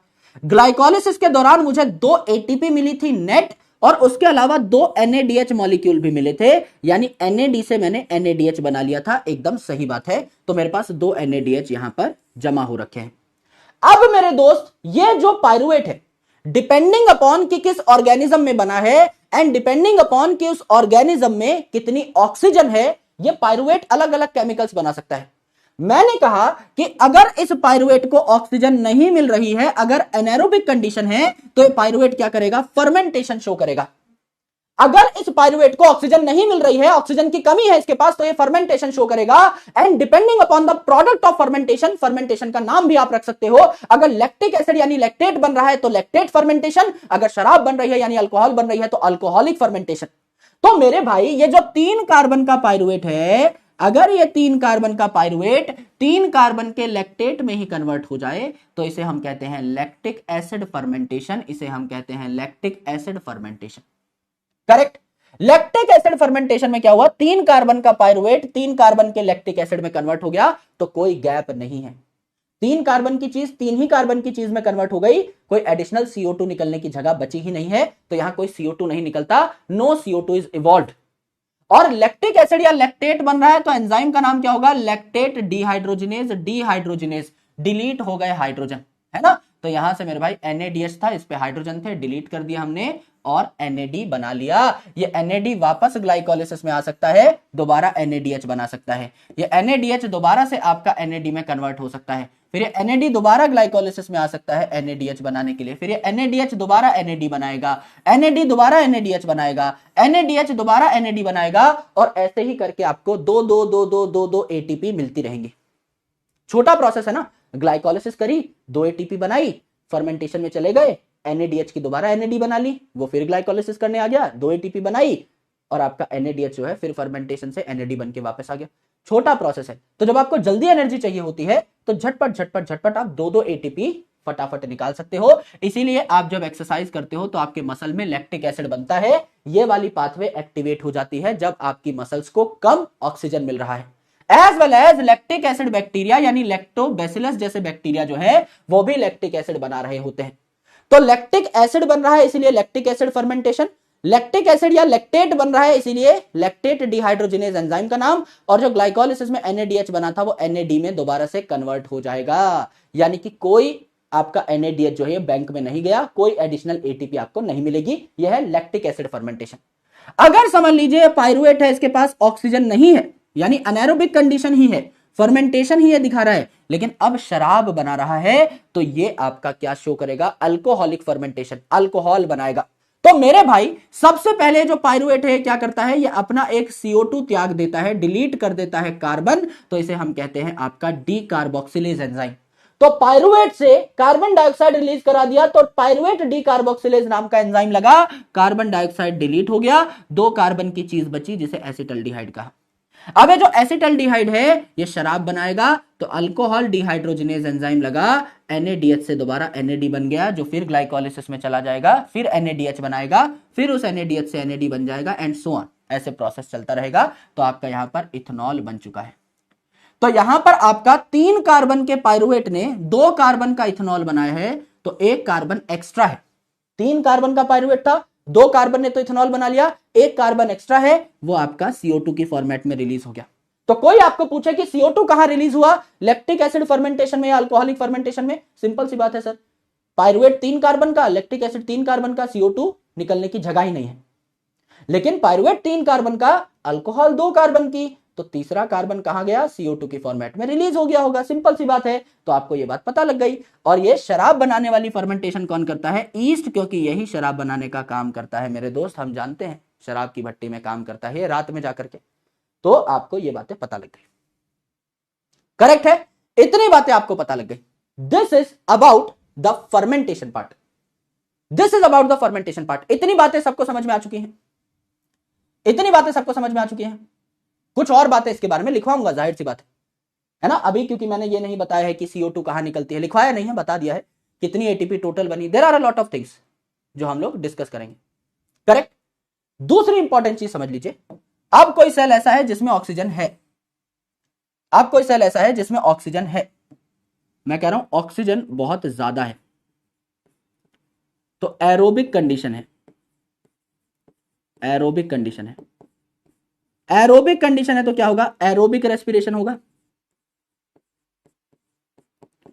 भाई जब ऑक्सीजन नहीं है तो फर्मेंटेशन हो रही है, जब ऑक्सीजन है तो एरोबिक रेस्पिरेशन होगा मेरे भाई, एरोबिक रेस्पिरेशन होगा गुरुजी। तो ये जो आपका यहां पर पाइरुवेट है ये कन्वर्ट हो जाएगा सबसे पहले किसमें, आए, ओ बन गया था, ये तो 2 बन गए थे बड़े बड़े, ये कन्वर्ट हो जाएगा किसमें, 2 कार्बन के एसिटाइल कोएंजाइम ए में, एसिटाइल कोएंजाइम ए में, और साथ में क्या निकलेगी, साथ में निकल जाएगी एक CO2। भैया बैलेंस भी तो करना है रिएक्शन, हाँ गुरुजी बैलेंस भी तो करना है। तो आपका 2 कार्बन का एसिटाइल कोएंजाइम ए बन रही है, तो साथ में निकली CO2, 2 कार्बन आपके एसिटाइल कोएंजाइम ए के, एक आपका CO2 का, टोटल 3 कार्बन हो गए। ये एसिटाइल कोएंजाइम ए जो है बाद में ये एंटर कर जाएगा क्रैब साइकिल में, क्रैब साइकिल में, जिसके बारे में हम डिटेल में पढ़ेंगे। और क्रैब साइकिल के बाद आपकी शुरू हो जाएगी क्या, इलेक्ट्रॉन ट्रांसपोर्ट सिस्टम यानी ETS। ये आपका एरोबिक रेस्पिरेशन है, ये अगली स्लाइड में आपको बताऊंगा। अभी सिर्फ इतना लिख लो, करेक्ट, सिर्फ इतना लिख लो कि अगर ऑक्सीजन है तो भैया एरोबिक रेस्पिरेशन होगी। सबसे पहले 3 कार्बन का पाइरुवेट जो है उससे एसिटाइल कोएंजाइम ए बनेगा, कैसे बनेगा वो मैं समझाऊंगा। एक एडिशनल CO2 निकल जाएगा और फिर ये 2 कार्बन का acetyl coenzyme A Krebs cycle में चला जाएगा, फिर इलेक्ट्रॉन ट्रांसपोर्ट सिस्टम स्टार्ट होगी। This is your aerobic respiration. इसके बारे में एक एक चीज हमको पढ़नी है डिटेल में। अभी हमें इस स्लाइड में सिर्फ ये पढ़ना था, सिर्फ और सिर्फ फर्मेंटेशन और कुछ नहीं। तो फर्मेंटेशन अगर समझ में आ चुकी है तो एक बार धड़ाधड़ बारिश कर दो एक बार चैट सेक्शन में, किसकी, तुनिक तुनिक की।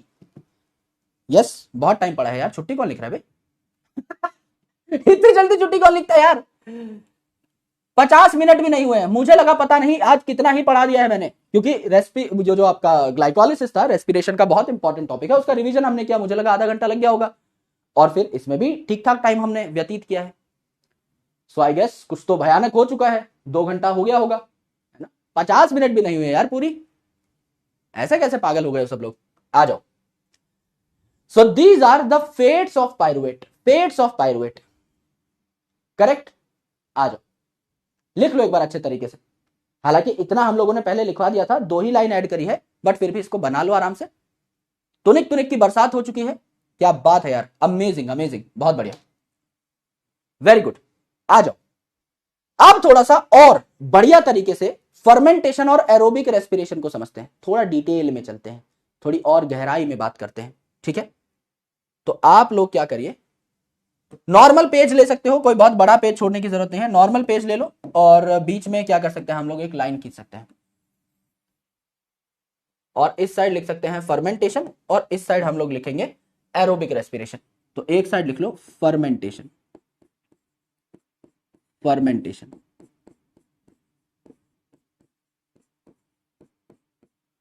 और एक साइड हम लोग क्या लिख लेंगे, एरोबिक रेस्पिरेशन। यानी अगर एनारोबिक कंडीशन में फर्मेंटेशन हो रही है, या अगर एरोबिक कंडीशन में एरोबिक रेस्पिरेशन हो रही है, तो उसका हम लोग कैसे एक ब्यौरा ले, कैसे हम लोग बेसिकली इसको डिफरेंशिएट करें। This is our topic of concern, this is our topic of interest. इसके बारे में थोड़ी सी बड़ी बातचीत हमें आज करनी है, ठीक है। अभी तक कितनी बातें आपको पता लगी हैं वो आप खुद बताइए। भाई पहले ही लिखा हुआ है फर्मेंटेशन एंड एरोबिक रेस्पिरेशन, इसका मतलब फर्मेंटेशन जो है क्या अनएरोबिक कंडीशन में होगी। तो फर्मेंटेशन में आप लिख सकते हैं it occurs in conditions, in anaerobic conditions, in anaerobic conditions, correct. जब आपका ऑक्सीजन एकदम एब्सेंट है या इतना कम है कि भैया एक्सेसिबल ही नहीं है, तो it occurs in anaerobic condition, ये हो जाएगा आपका फर्मेंटेशन। एंड अगर आप देखें तो यहां क्या हो जाएगा, it occurs in aerobic condition, it occurs in aerobic condition. Technology का पूरा इस्तेमाल कर लिया है भैया आज मैंने। जब ऑक्सीजन आपका बढ़ा हुआ है तो एरोबिक कंडीशन में आपकी क्या हो जाएगी, एरोबिक रेस्पिरेशन, फर्मेंटेशन होगी एनारोबिक कंडीशन में। दूसरी इंपॉर्टेंट चीज ये है कि ये जो फर्मेंटेशन है, इससे गंदी गंदी चीजें निकलती हैं। ये जो फर्मेंटेशन है, it give rise to toxic products, to toxic products. मेरे भाई ये इतने टॉक्सिक प्रोडक्ट बनाता है कि इनकी खुद की जान निकल जाती है प्रोडक्ट बनाने में। तो टॉक्सिक प्रोडक्ट अगर आप लैक्टिक एसिड फर्मेंटेशन में देखें तो क्या बना, लैक्टिक एसिड, लैक्टिक एसिड। अब लैक्टिक एसिड जो है ये क्या देता है आपको, it gives you muscle pain, it gives us muscle pain. तो ये कोई बहुत अच्छी चीज तो नहीं है भाई, इससे हमें दर्द हो रहा है, तो ये बहुत बढ़िया चीज तो नहीं हो हमारे लिए कि वाह क्या दर्द दे गई, है ना। तो ऐसा थोड़ी नहीं मेरे भाई। और यहां पर टॉक्सिक में अगर आप देखें तो लैक्टिक एसिड बन रहा है, लैक्टिक एसिड फर्मेंटेशन में, अल्कोहलिक फर्मेंटेशन में 2 चीजें बनी थी, अल्कोहल प्लस CO2। CO2 अगर तुम्हारे लिए इतनी बढ़िया ही चीज होती तो अपने कलेजे में समा के रखते ना, इसको सांस छोड़ते टाइम बाहर क्यों निकाल देते? तो ये भी थोड़ी बहुत टॉक्सिक तो है ही। और अल्कोहल तो इतनी टॉक्सिक है, शराब तो इतनी टॉक्सिक है, मैं आपको क्या बताऊं क्या बताऊं। सर वही बता दो जो बताने आए हो, वही बता देता हूं। अल्कोहल इतनी टॉक्सिक है कि इसको कौन बना रहा था? ईस्ट बाबू बना रहे थे। ये ईस्ट बाबू खुद ही अपनी ही बनाई हुई शराब में डूब के मर जाते हैं जब उस शराब की कॉन्सेंट्रेशन 13% से ज्यादा हो जाती है। यानी जो इंडिविजुअल बना रहा है शराब को, वो खुद शराब को नहीं झेल पा रहा और हम शराब में डूबे जा रहे हैं। कितने सारे लोग हैं जो अपने आसपास आप देखते होंगे जो शराब में बर्बाद हुए पड़े हैं। मेरे भाई यहीं से हमें सीख मिलती है कि शराब क्यों नहीं पीनी चाहिए, क्योंकि मेरे दोस्त जो शराब को बना रहा है वो खुद नहीं जी पा रहा है। सो मेरे भाई ईस्ट जो है, ईस्ट पॉइजन्स देमसेल्फ, खुद ही जहर जो है इन पे चढ़ जाता है। They poison themselves at 13% alcoholic concentration. जब ये जो शराब बना रहे हैं उसकी कंसंट्रेशन 13% से ऊपर हो जाती है तो ये खुद को ही मार डालते हैं, खुद को ही पॉइजन चढ़ जाता है, खुद ही ये शराब को नहीं झेल पाते। लेकिन सर मार्केट में तो कई सारी शराब मिल रही है, जैसे लैब में हम जो यूज करते हैं एज अ डिसइंफेक्टेंट, वो 70% अल्कोहल होता है। मार्केट में एब्सोल्यूट अल्कोहल भी मिलती है, यानी 100% अल्कोहल। तो अगर गुरुजी 13% अल्कोहल से ज्यादा बना नहीं पा रहा है ईस्ट, तो हम 100% अल्कोहल कैसे बना रहे हैं? तो हम क्या करते हैं, प्रोसेस का सहारा लेते हैं जिसे हम कहते हैं डिस्टिलेशन। तो डिस्टिलेशन क्या करता है, इस अल्कोहल में से पानी निकालता रहता है और आपको एकदम गाढ़ी एब्सोल्यूट अल्कोहल मिल सकती है। तो आप लिख सकते हैं इसी के नीचे, absolute alcohol is formed by distillation process. Absolute alcohol या हायर कंसंट्रेशन वाली जो अल्कोहल है 100%, वो आपको मिलती है is formed by distillation process. Distillation process correct है जी, एकदम करेक्ट है गुरुदेव, कोई दिक्कत नहीं, कोई परेशानी नहीं, कोई दंगा नहीं, कोई पंगा नहीं। यानी कि ये जो आपके प्रोडक्ट बन रहे हैं यहां पर इन फर्मेंटेशन, ये कोई अच्छे प्रोडक्ट नहीं है। दो प्रकार की फर्मेंटेशन थी। अगर आप लैक्टिक एसिड फर्मेंटेशन को देखें तो भी इन्होंने कुछ खास प्रोडक्ट नहीं बनाया है, लैक्टेट बनाया है जिससे आपको मस्कुलर पेन होता है। एंड अगर आप अल्कोहलिक फर्मेंटेशन की बात करते हैं तो इन्होंने भी कुछ तगड़ा नहीं बनाया है, शराब बनाई है जो कि बहुत ही खतरनाक चीज है, गंदी चीज है। और CO2 जो है ये भी कोई बहुत अच्छा प्रोडक्ट नहीं है, ये भी आपका टॉक्सिक है, आपकी बॉडी के लिए हार्मफुल है। तो हम कह सकते हैं कि फर्मेंटेशन से गंदी गंदी चीजें बनती हैं। ठीक है, यहां पर अगर आप देखो तो एरोबिक रेस्पिरेशन जो है इसमें कंप्लीट ऑक्सीडेशन होती है आपके ग्लूकोज की। ऑक्सीजन की कोई कमी नहीं है, तो ऑक्सीजन की कमी नहीं है तो ऑक्सीडेशन होती रहेगी। तो यहां पे क्या होता है, here complete oxidation, here complete oxidation of glucose occur। And क्या बनता है यहां पर अगर आप देखें तो C6H12O6 है, इसको हम लोगों ने ऑक्सीडाइज किया, इस पे लगा दिया हमने ऑक्सीजन, और अगर इसके ऊपर हमने लगा दिया है मेरे भाई ऑक्सीजन, तो ये जो ऑक्सीजन है अब ऑक्सीडेशन कर देंगे, ऑक्सीडेशन कर देंगे एंड बना देंगे मेरे भाई 6 कार्बन थे, 6 के 6 कार्बन अलग हो जाएंगे, 6CO2 प्लस H2O। अब H2O भी सेफ है एंड ATP।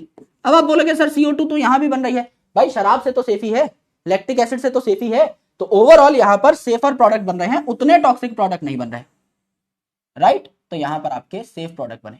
अब मुझे एक बात बताओ, यहां पर फर्मेंटेशन में पार्शियल ऑक्सीडेशन हुई है या कंप्लीट ऑक्सीडेशन हुई है? कंप्लीट ऑक्सीडेशन जब ये सारे बॉन्ड टूट जाए, यहां देखो ये बॉन्ड बचा है, ये बॉन्ड बचा है, यहां देखो ये बॉन्ड बचा है, ये बॉन्ड बचा है, अगर बॉन्ड बच गए तो कंप्लीट ऑक्सीडेशन नहीं हुई है, तो आप यहां पर कह सकते हो यहां क्या होता है, इनकंप्लीट ऑक्सीडेशन अकर। इनकंप्लीट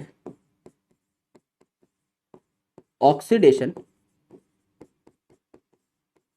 अकर, यानी सारे बॉन्ड नहीं टूटे हैं, देयरफॉर एनर्जी आपको कम मिलती है, तो आप ये कह सकते हैं therefore energy is even less than 7% of complete oxidation, of complete oxidation। यहां पर आपको एटीपी कितनी मिलती है, अगर आप एटीपी काउंट करना चाहें तो टोटल एटीपी आपको कितनी मिली, टोटल एटीपी आपको फर्मेंटेशन में कितनी मिली, सिर्फ 2 ATP. Why, since NADH are not sent to ETS, are not sent to electron transport system. किसी बैंक के पास NADH को जाने का मौका ही नहीं मिला, उसको तो हमने NAD में कन्वर्ट कर लिया था और वापस ग्लाइकोलाइसिस में भेज दिया था। तो मेरे भाई बैंक में जब गए ही नहीं NADH, तो आपकी आगे की एटीपी कैसे बनेंगी, जो 2 एटीपी नेट बनी थी ग्लाइकोलाइसिस में सिर्फ वही बनी है और कुछ नहीं। तो टोटल एटीपी है 2 एटीपी, जबकि यहां पर अगर आप देखते हैं तो आपकी टोटल एटीपी कितनी बनती है, आपकी टोटल एटीपी जो बनेगी ये कितनी बनती है, 38 एटीपी बनती है। तो एरोबिक रेस्पिरेशन में जितनी एनर्जी मिलती है उससे 7% से भी कम एनर्जी मिल रही होती है आपकी फर्मेंटेशन में, इसीलिए बहुत ज्यादा यूटिलाइज नहीं किया जाता। Third most important thing after this point, very important point, आराम से देखिएगा, इसी से रिलेटेड है, NADH से ही रिलेटेड है। NADH is converted into NAD slowly, क्योंकि इनको एनर्जी बनानी नहीं है तो स्लोली आपका ये कन्वर्जन होता है। लेकिन यहां बैंक मौजूद है, यहां बैंक मौजूद है मेरे भाई, तो आप क्या कहते हैं, आप ये कहते हैं NADH is converted into NAD रॉबस्टली, बहुत तेजी से। NADH is converted into NAD रॉबस्टली, बहुत तेजी से।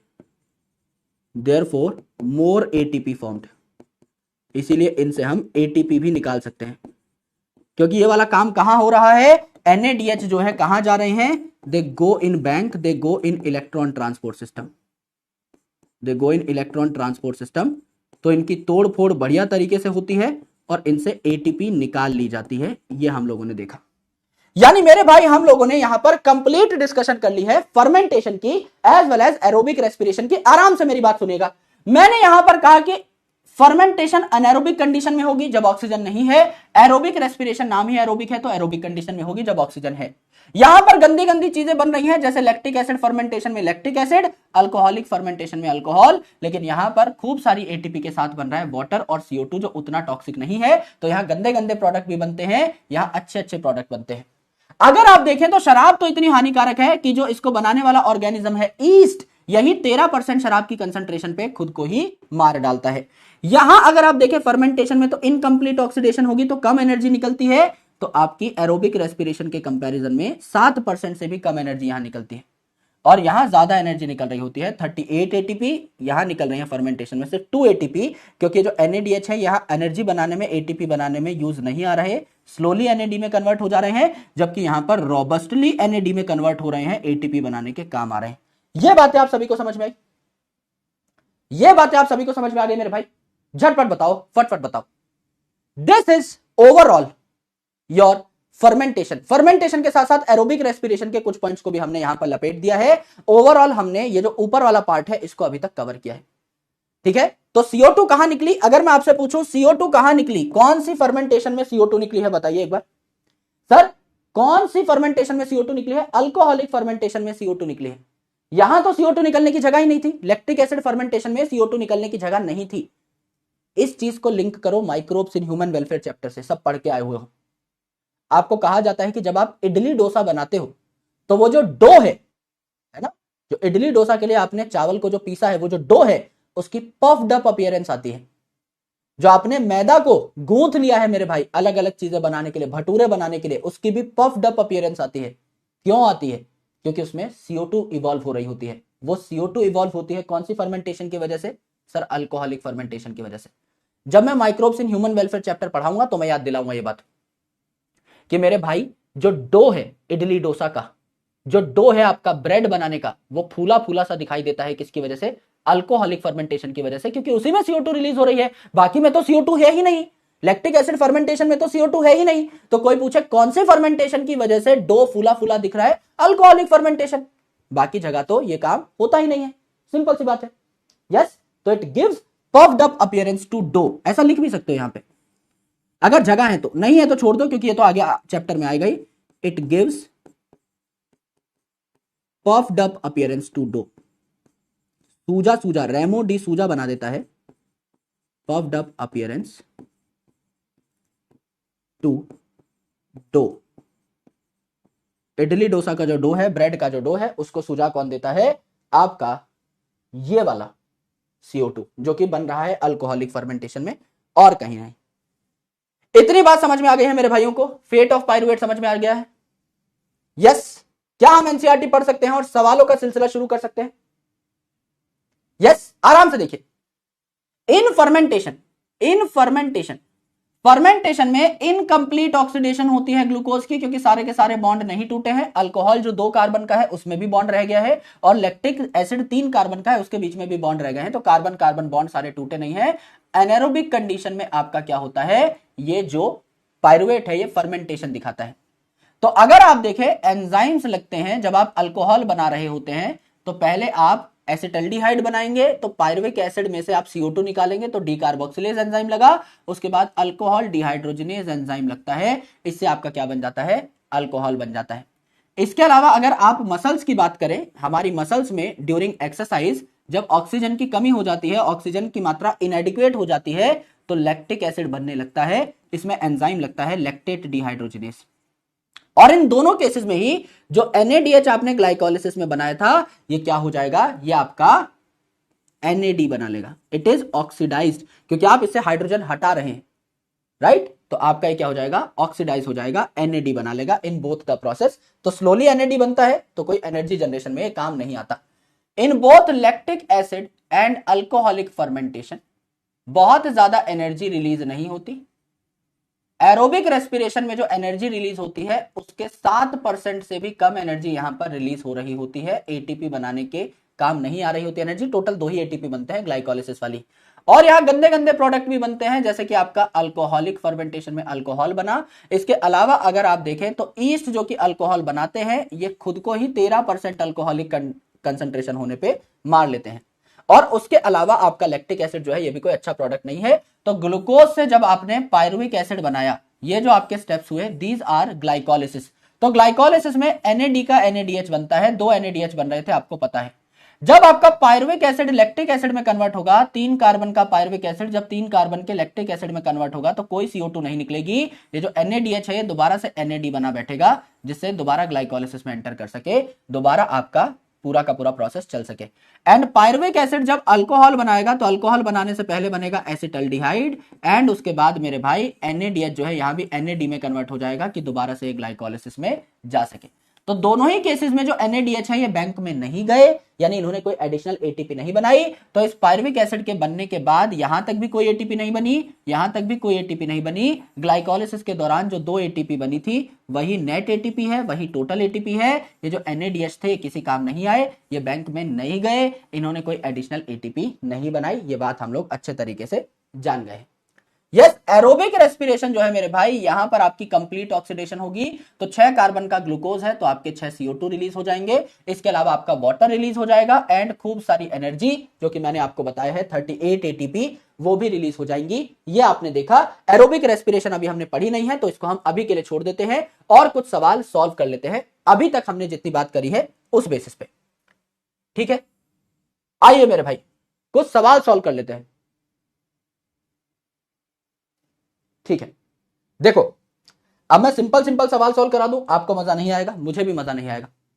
जानबूझकर कुछ चीजें हैं जो छोड़ी गई हैं मतलब कंसेप्ट क्लियर है, कुछ छोड़ा नहीं है, कुछ चीजें जानबूझकर दिमाग लगाने के लिए दी गई है सवाल में, समझ में आ जाएंगी, सवाल में ही समझा दूंगा, डोंट वरी। आराम से बैठ करके सारी चीजों को समझने की कोशिश करिएगा जो भी मैं आपको क्वेश्चन में दे रहा हूं। पहला सवाल है, पोल थोड़ा डिले हो जाता है इसलिए 45 सेकंड दे रहा हूं, हालांकि इतना बड़ा सवाल है नहीं, एक बार सॉल्व करिए। Which of the following options does not hold true? यानी कौन सी बात ट्रू नहीं है, कौन सी बात गंदी है, वो हमें पकड़ना है। Does not hold true regarding anaerobic respiration और fermentation. फर्मेंटेशन के लिए कौन सी बात सही नहीं है? Let's talk about this. Partial breakdown of glucose होता है, yes partial breakdown of glucose होता है, कंप्लीट ऑक्सीडेशन नहीं होती, पार्शियल ब्रेकडाउन ऑफ ग्लूकोज होता है। नेट गेन सिर्फ 2 ATP है, टोटल गेन भी 2 ATP है। अकर इनसाइड माइटोकॉन्ड्रिया। अगर माइटोकॉन्ड्रिया में हो रहा होता फर्मेंटेशन, तो क्या लैक्टिक एसिड बैक्टीरिया लैक्टोबैसिलस कर पाता फर्मेंटेशन? नहीं कर पाता। लैक्टिक एसिड फर्मेंटेशन नहीं हो पाती। So it occurs in cytoplasm. ये आप लिख सकते हो कि कोई पूछे कहां होती है आपकी फर्मेंटेशन, यूजुअली साइटोप्लाज्म में होती है। तो ये बात आपकी गलत हो जाएगी। This is your correct answer. ये आपने एक बात अलग से सीखी क्वेश्चन के माध्यम से, ठीक है। आराम से देखिए, लगभग 85% लोगों ने कर लिया है। बहुत शानदार मेरे दोस्त। अगला सवाल देखते हैं,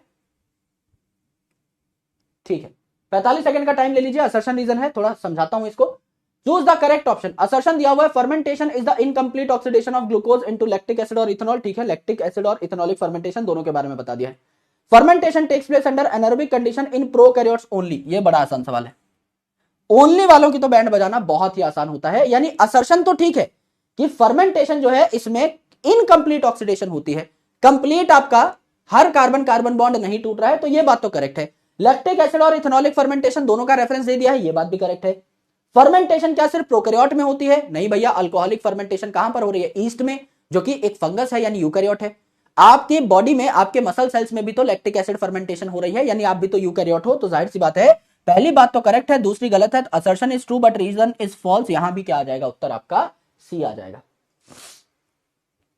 तो ये आसान था, असर्शन रीजन था, तो देखने में ऐसा लग रहा था कि एक्सप्लेन करने में टाइम लगेगा, but it was supremely easy. तो बहुत ठीक है, आगे बढ़ जाते हैं। 45 सेकंड का टाइम गलत ही दे दिया सवाल में, पर ठीक है। आई होप ज्यादातर बच्चे इसको मार्क कर पा रहे होंगे। अगला सवाल देखिए, लगभग 86% लोगों ने सही कर दिया है। अगला सवाल देखिए, 30 सेकंड का टाइम लेकर देखते हैं। आइए,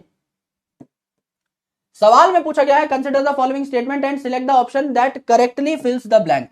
करेक्टली फिल्स द ब्लैंक, ठीक है। आइए, yeast poison themselves to death जब इनकी कंसंट्रेशन कितनी हो जाती है अल्कोहल की? 13%। तो 13% एक में ही है, आंसर ही निकल गया। Less than dash % of energy is release in fermentation. आपका कंप्लीट ऑक्सीडेशन में जितनी एनर्जी निकलनी चाहिए थी उसकी 7% से भी कम यहां निकलती है। Net gain of ATP in lactic acid fermentation. चाहे कोई भी आपकी फर्मेंटेशन हो, नेट गेन या टोटल गेन जो है 2 एटीपी होता है। हाँ, तो 2 एटीपी है, परसेंट हटा दो यहां से, है ना, परसेंट हटा दो, ये परसेंट नहीं है। एटीपी का नंबर दिया हुआ है तो परसेंट नहीं आएगा यहां पर, है ना। यस, तो 2 एटीपी हो जाएगा। नेट गेन भी 2 एटीपी है, टोटल गेन भी 2 एटीपी है। आंसर निकल आता है मिस्टर बी। कोई भी दिक्कत इसमें नहीं थी। लगभग 94% बच्चों ने कर दिया है, बहुत शानदार। आओ मेरे भाई, अगला सवाल देखो। Alcoholic fermentation is similar to lactic acid fermentation in. दोनों फर्मेंटेशन में सिमिलैरिटी क्या है? दोनों फर्मेंटेशन में समानता क्या है, यह पूछा गया है। Having complete oxidation of glucose, दोनों में ही कंप्लीट ऑक्सीडेशन ऑफ ग्लूकोज नहीं होता, तो हैविंग लिखा है। अगर ये स्टेटमेंट होती नॉट हैविंग कंप्लीट ऑक्सीडेशन तो सही हो जाती। दोनों में ही कंप्लीट ऑक्सीडेशन नहीं होता, यहां लिखा है दोनों में ही कंप्लीट ऑक्सीडेशन होता है, गलत है। Producing equal number of ATP, हाँ इक्वल नंबर ऑफ एटीपी बनाते हैं, 2 एटीपी नेट 2 एटीपी टोटल, ये बात करेक्ट है। Exhibiting activity of carboxylase enzyme, D carboxylase enzyme लगता है, वो भी अल्कोहलिक फर्मेंटेशन के अंदर। जो ऊपर वाला था लैक्टिक एसिड फर्मेंटेशन, उसमें डिहाइड्रोजिनेज एंजाइम लगता है, ना कि कार्बोक्सिलेज, तो ये बात भी गलत हो जाएगी। Producing CO2 as by product, lactic acid fermentation में CO2 नहीं बनता, सिर्फ अल्कोहलिक फर्मेंटेशन में बनता है, तो उत्तर क्या आ जाता है आपका मिस्टर बी आ जाता है। लगभग 80% लोगों ने सही कर दिया है, अधिकतर लोगों ने गलत किया है डी। भाई दोनों CO2 कहां बना रहे हैं? भाई 3 कार्बन का पायरुवेट था, इससे 3 कार्बन का लैक्टिक एसिड बन गया, कहां निकला CO2? 3 कार्बन का पायरुवेट था, इससे 2 कार्बन का अल्कोहल बना, तो 1 कार्बन बचा, इसका CO2 बनेगा ना। तो सिंपल सी बात है, यहां तो आपका ये लॉजिक काम ही नहीं करता, ठीक है। तो इसको हटाओ, आगे देखो। This is important, this is important.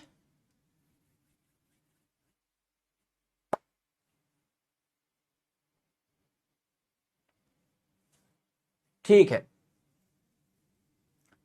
Alright, ये सवाल मैं समझा देता हूं, पहले आराम से देखिए, फिर 30 सेकंड दूंगा, पहले समझा देता हूं। The ratio between net gain of ATP, glucose से लेकर के फर्मेंटेशन पूरी होने तक नेट गेन ऑफ एटीपी कितना था? Number of CO2 liberated, number of CO2 कितने निकले, and number of ATP utilise, ATP कितने लगाए जेब से इन अल्कोहलिक फर्मेंटेशन। ये 4 बातें हैं, इसी पे पूरा का पूरा खेल है।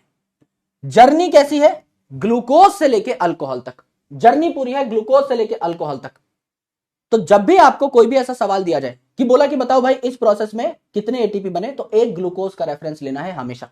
आराम से देखो मेरे भाई, फंसना मत भाई। Net gain of ATP, ratio between net gain of ATP, net gain of ATP कितने निकले? 2 एटीपी निकले। CO2 लिबरेटेड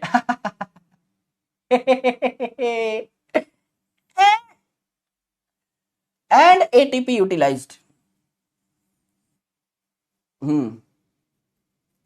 तुम्हें क्या लगा, मतलब इतने से सवाल के लिए मैं समझाने बैठूंगा, पहले सवाल को घूरूंगा, फिर समझाऊंगा, फिर 30 सेकंड का टाइम दूंगा,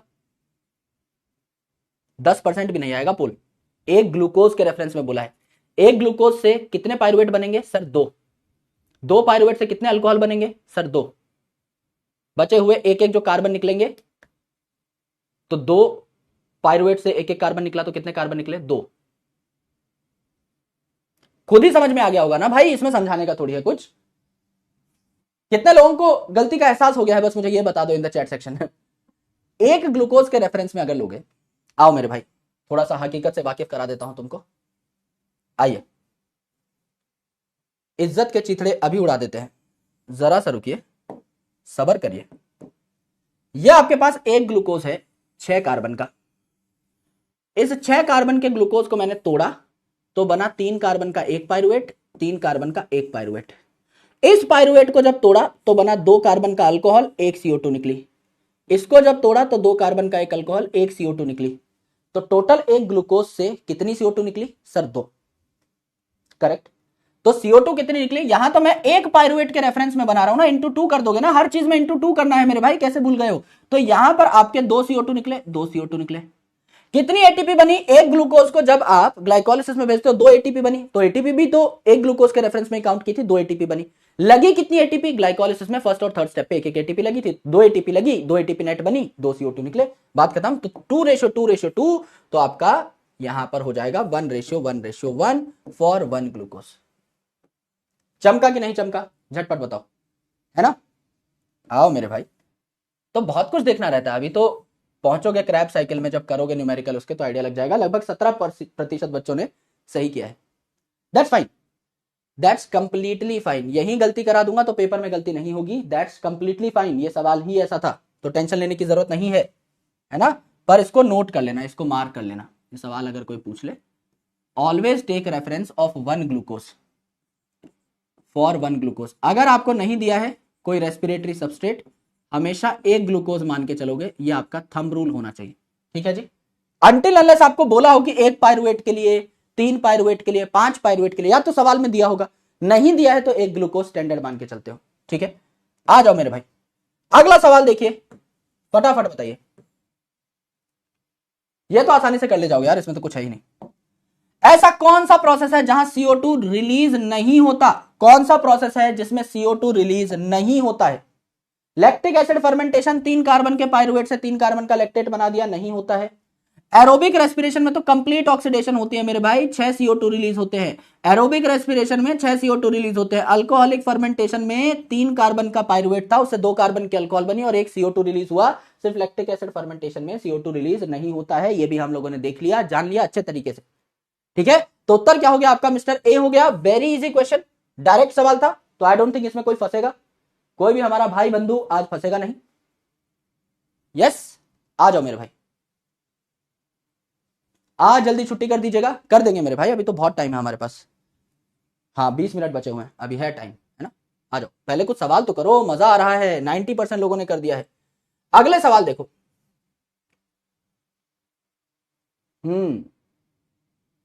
ठीक है मेरे भाई, ठीक है, बड़ा सवाल है, थोड़ा ले लो टाइम, 45 सेकंड का टाइम ले लो। मुझे लगता है 45 सेकंड में तो कर ही जाओगे। सवाल में कभी ये पूछते हैं, how does the process of anaerobic respiration differ from aerobic respiration? Anaerobic aerobic में क्या फर्क है ये बता दो, बता दो ना। अनएरोबिक रेस्पिरेशन प्रोड्यूसेस मोर एटीपी, नहीं भैया इतनी इसकी जरूरत अभी हुई नहीं है कि एरोबिक से ज्यादा, कंप्लीट ऑक्सीडेशन करने वाले से ज्यादा एनर्जी बना दे, इतना जोर इसमें है नहीं। अनएरोबिक रेस्पिरेशन यूटिलाइजेस ऑक्सीजन, नाम ही अनएरोबिक है तो इसको ऑक्सीजन कोई क्यों ही देगा मेरे भाई? नहीं देगा। Anaerobic respiration produces lactic acid और इथेनॉल एज बाय प्रोडक्ट, हाँ भैया फर्मेंटेशन में चीजें बन सकती हैं। Anaerobic respiration occur in mitochondria, अभी बताया था कि फर्मेंटेशन आपकी साइटोप्लाज्म में होती है, लिखवाया था। क्योंकि अगर माइटोकॉन्ड्रिया में होती तो बैक्टीरिया तो कर ही नहीं पाता, है ना। तो अभी पहले सवाल में ही लिखवाया था बकायदा कि फर्मेंटेशन अकर इन साइटोप्लाज्म, लिख भी लेना अपने नोट्स में अलग से। तो उत्तर क्या हो जाएगा हमारा, मिस्टर चूरा बच्चन हो जाएगा, मिस्टर सी हो जाएगा। ये हम आसानी से कर सकते हैं,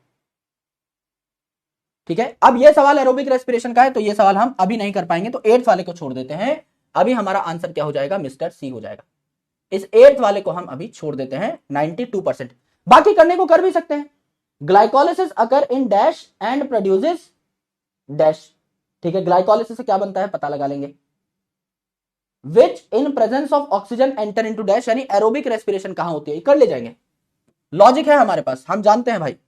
आ जाओ, सवाल में कभी पूछते हैं ग्लाइकोलिसिस कहां हुई, भाई ग्लाइकोलिसिस माइटोकॉन्ड्रिया क्लोरोप्लास्ट में तो हुई नहीं, यूनिवर्सल थी, साइटोप्लाज्म में हुई, साइटोसॉल लिखा हुआ है, एकदम सही बात है। प्रोड्यूसेस पाइरुवेट, ग्लूकोज से ग्लूकोज ही बना देंगे, पाइरुवेट बनेगा। एंड ऑक्सीजन अगर प्रेजेंट होगी अगर, तो पाइरुवेट कहां जाएगा, माइटोकॉन्ड्रिया में जाएगा। Mitochondria is the powerhouse of the cell, वहीं तो पावर बनाएगा, ऑक्सीडेशन करेगा, कंप्लीट एरोबिक रेस्पिरेशन करेगा। तो हालांकि 2 से भी हमारा आंसर आ गया था, कोई टेंशन वाली बात है नहीं, इजी सवाल था, एलिमिनेशन से कर सकते थे। तो इसीलिए हमने इसको छेड़ ही दिया है कि बाद में कोई मलाल ना हो कि भाई एक सवाल छोड़ दिया हमने, तो हमने कर ही दिया है। अच्छा एक बात बताओ यार, मेरे यहां ही गर्मी हो रखी है या दुनिया भर में गर्मी हो रखी है? अचानक से ऐसा नहीं लग रहा कि 3-4 दिन से बहुत ज्यादा टेम्परेचर बढ़ गया, इनफैक्ट फ्रॉम लास्ट वीक भाई पसीने आ जा रहे हैं यार क्लास में, ऐसा लग रहा है AC is also not working well. क्या ऐसा सबके साथ है, बताओ मुझे एक बार, या मेरे में ही ज्यादा गर्मी फूट रही है? तो ये सब मुझे बता दो कि क्या ये दुनियादारी की प्रॉब्लम है या सिर्फ मेरी प्रॉब्लम है। 12वां सवाल आपकी स्क्रीन के ऊपर ये रहा मेरे भाइयों। In alcoholic fermentation the yeast, okay, by yeast the pyruvic acid is converted to ethyl alcohol and carbon dioxide, ethanol और कार्बन डाइऑक्साइड बनता है बाय द एंजाइम। कौन कौन से एंजाइम थे अल्कोहलिक फर्मेंटेशन के, कौन कौन से एंजाइम थे? अच्छा हो रही है गर्मी, फिर ठीक है, yes, very good very good. इसलिए मैं सोच रहा हूं मेरे कश्मीरी दोस्तों से मिलने मैं कश्मीर आऊं, तो 12 तारीख को 12 अक्टूबर को मैं आ रहा हूं अनंतनाग, ये काम भी होगा और मौज मस्ती नहीं रुकनी चाहिए मित्र। तो ऐसी ट्रिप ले रहे हैं जिससे कि काम धंधा भी ना चूके और मजा भी आ जाए जीवन में, है ना। गरीबी में आटा गीला है दोस्त, खुद के पैसे से जाएंगे तो दिक्कत हो जाएगी, है ना। आओ भैया, तो अल्कोहलिक फर्मेंटेशन में पहले क्या हुआ, सबसे पहले 3 कार्बन का पाइरुवेट था, उसका कार्बन डाइऑक्साइड निकाला, यानी pyruvate decarboxylase, pyruvate decarboxylase, and फिर अल्कोहल डिहाइड्रोजिनेज। यस, कईयों ने सी कर दिया होगा, मरेंगे पक्का। आओ भैया देखते हैं कितने लोगों ने कर दिया होगा। भाई पाइरुवेट डिहाइड्रोजिनेज तो हमने अभी तक लगाया ही नहीं है, एरोबिक रेस्पिरेशन में लगेगा। पीडीएच कॉम्प्लेक्स, 2 एंजाइम दिखते ही मार दिया होगा सबने, both A and B, let's check. आहा शेर, तुम्हें क्या लगता है इतना आसान ये सवाल होता? अब ये तो टॉपिक ही इजी है, तो कई सवाल तो आसान होंगे ही, तो मैं क्यों लेकर के आता तुम्हारे लिए सवाल? तुम्हें मैं इतना भला आदमी लगता हूं क्या? तुमने मुझे ज्यादा ही अंडर एस्टिमेट नहीं कर दिया है ना। सीखो भाई, मैंने आपको बताया था पाइरुवेट का पहले कार्बन डाइऑक्साइड निकाला, तो पाइरुवेट का डीकार्बोक्सिलेशन किया, तो पाइरुवेट डीकार्बोक्सिलेज, एसिटल्डिहाइड बना, एसिटल्डिहाइड से अल्कोहल बना रहा हूं, उस स्टेप पे NADH को NAD में कन्वर्ट कर रहा हूं, तो डिहाइड्रोजिनेज लगेगा, तो अल्कोहल बन रहा है और डिहाइड्रोजिनेज लग रहा है, तो अल्कोहल डिहाइड्रोजिनेज। तो ये 2 थे ना, ये 2 तो जानबूझ के दिए हैं जिससे पैर फिसल जाए, केले का छिलका जानबूझ के रखा गया था, है ना। वाई नॉट सी, अरे भाई लड़ने की बात ही क्या है, पाइरुवेट डिहाइड्रोजिनेज है, पाइरुवेट डीकार्बोक्सिलेज लगा था, 2 हाइड्रोजिनेज कहां लगे थे साथ में? जो आपका लैक्टिक एसिड वाला फर्मेंटेशन था उसमें लैक्टेट डिहाइड्रोजिनेज लगा था, अल्कोहलिक वाले में अल्कोहलिक डिहाइड्रोजिनेज लगा था। पाइरुवेट डिहाइड्रोजिनेज तो अभी तक मैंने यूज भी नहीं किया है शब्द, ये तो मैं एरोबिक रेस्पिरेशन में करूंगा, ये तो लिंक रिएक्शन का एंजाइम है। पाइरुवेट डीकार्बोक्सिलेज था, डिहाइड्रोजिनेज नहीं मेरे भाई, ये तो एक जैसे दिखने वाले हैं ना, तो इसमें तो फंसोगे ही, पर कोई बात नहीं, अच्छी जगह फंसे हो। फंसना दिक्कत वाली बात नहीं है, किस जगह फंसे हो ये बहुत मैटर करता है। पता लगा ऐसे ही कहीं पे भी गिर गए, है ना, कि powerhouse of the cell chloroplast को ही बोल दिया, वहां दिक्कत है, यहां तो फंसना पता ही था मुझे, इसीलिए तो मुस्कुराहट आ गई थी चेहरे पे। आओ भैया, and product of fermentation of sugar, यानी ग्लूकोज बोल लो, इज आर, एंड प्रोडक्ट क्या है आपके फर्मेंटेशन के? Water and carbon dioxide. Water कौन सा में निकल गया भाई, क्या वाटर कहीं निकलता देखा? आज तो देखा नहीं है सर, ना लैक्टिक एसिड फर्मेंटेशन में ना अल्कोहलिक फर्मेंटेशन में। कार्बन डाइऑक्साइड ओनली, बड़ा खतरनाक शब्द है कि सिर्फ CO2 ही बनेगा, नहीं। अल्कोहल ओनली, नहीं मेरे भाई, अल्कोहल और कार्बन डाइऑक्साइड ही बल्कि साथ बन जाते हैं। तो अल्कोहल एंड कार्बन डाइऑक्साइड मतलब आपकी अल्कोहलिक फर्मेंटेशन की बात हो रही। तो तीन ही चीजें बनी थी, लैक्टिक एसिड फर्मेंटेशन में सिर्फ लैक्टिक एसिड, अल्कोहलिक फर्मेंटेशन में अल्कोहल और आपका CO2। तो इनमें से दो चीजें हमें दे रखी हैं, तो सेकंड ऑप्शन हम मार्क कर देंगे। दुनियादारी के चारों ऑप्शन में से सबसे बेस्ट ऑप्शन है हमारा ऑप्शन बी, मिस्टर भूरा, तो उसको हम मार्क करके आगे बढ़ जाएंगे। ठीक है, लैक्टिक एसिड और लिख दिया होता तो और मजा आ जाता, लेकिन फिलहाल जितना मजा आया है सबसे ज्यादा मजा बी में आया है, तो लगभग 90% लोगों ने सही कर दिया है। अब देखो, इन anaerobic respiration of east, east माने अल्कोहल बना रहा है, अल्कोहलिक फर्मेंटेशन की बात हो रही है।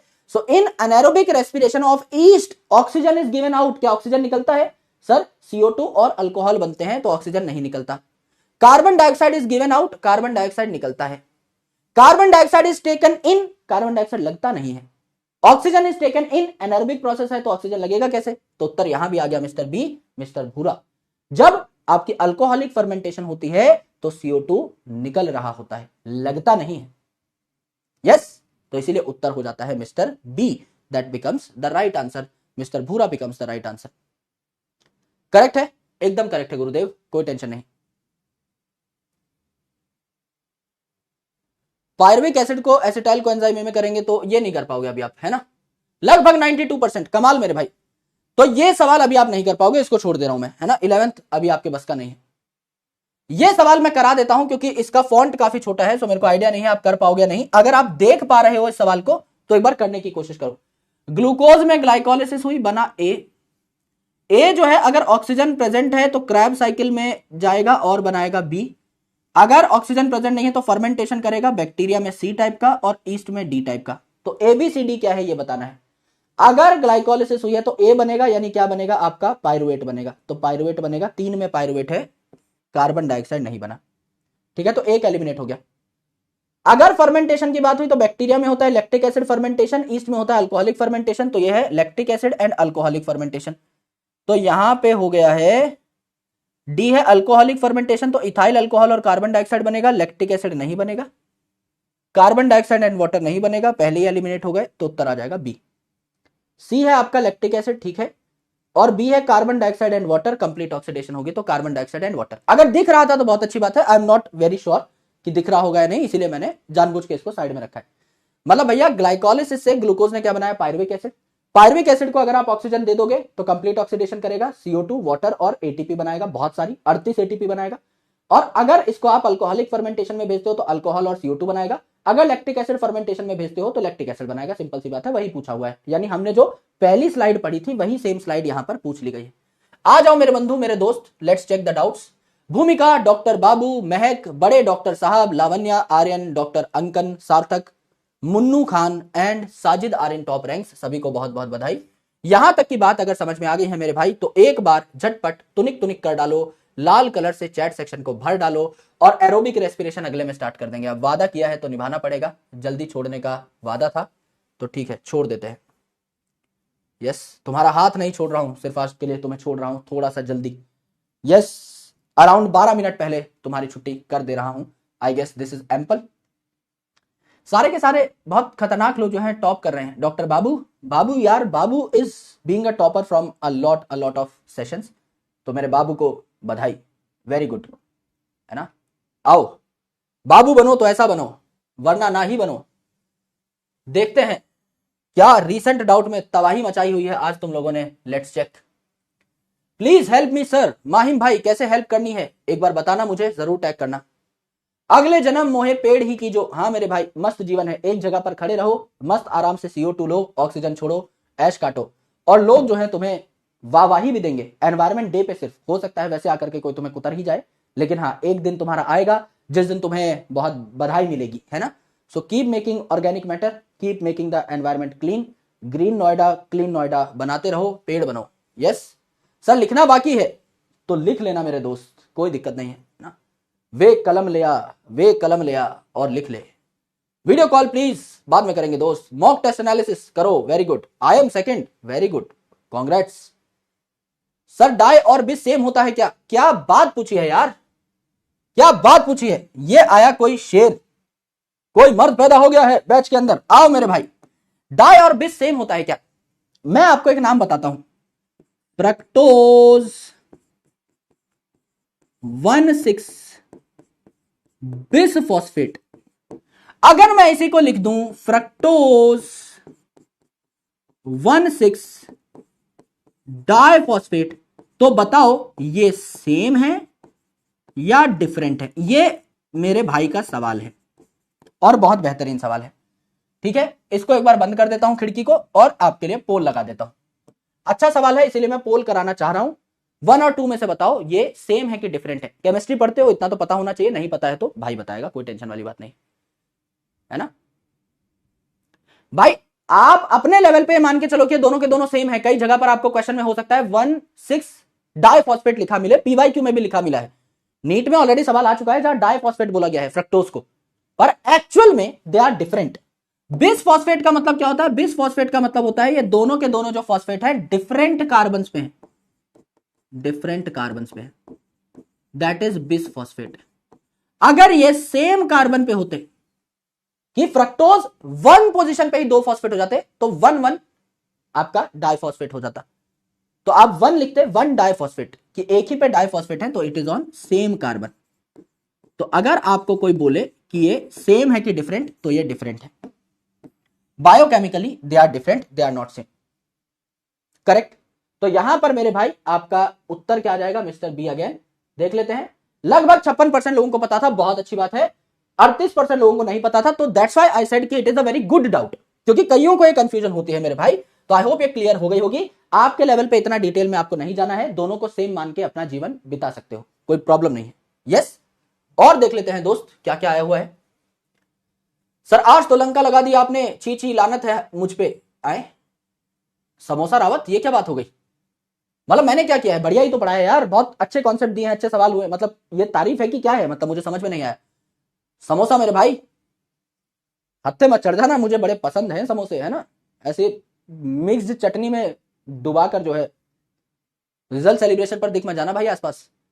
आज तो लंका लगा दी आपने, छी छी लानत है मुझ पे। अच्छा ओके, तुम पे लानत है ना, हाँ फिर ठीक है, मेरे तक नहीं आनी चाहिए। हाँ फिर ठीक है, बढ़िया कर रहे हो तुम, है ना, इतना सेल्फ अवेयरनेस होनी चाहिए जीवन में।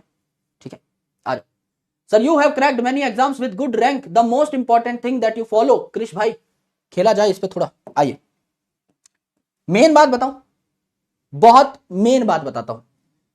whenever you give any examination, please try to understand the temperament of examiner, please try to understand the syllabus of that exam, and please try to follow up the most standard resources। ये 3 चीजें अगर आपने crack कर ली, आराम से सुनना कि गुरुजी क्या कह रहे हैं।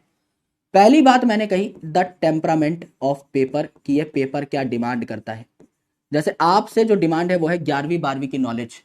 दूसरी इंपॉर्टेंट चीज है एग्जाम का सिलेबस, जो कि एकदम फिक्स्ड है, कोई भी चीज सिलेबस से बाहर उठकर नहीं आती, और जो सिलेबस से बाहर आएगी वो भारत के हर बच्चे के लिए बाहर आएगी, सिर्फ तुम अकेले खास नहीं होने वाले। और तीसरा है मेरे भाई रिसोर्सेज, यानी मैं मिनिमम रिसोर्सेज को बार बार पढ़ूं, ना कि बहुत सारी रिसोर्सेज पे कूदूं। जैसे अगर मैंने आपको कह दिया है कि मेरा कंटेंट आपके लिए एम्पल है, तो आप मेरे ही कंटेंट को, सिर्फ मेरे लेक्चर्स को, मेरे नोट्स को, मेरे क्वेश्चंस को जो मैं करा रहा हूं, हम जो टेस्ट करा रहे हैं यहाँ पे कंडक्ट, उन सारी चीजों को अगर पढ़ गए आराम से 5-6 बार, आपके नंबर पक्का आएंगे। हो ही नहीं सकता कि आपके नंबर ना आए।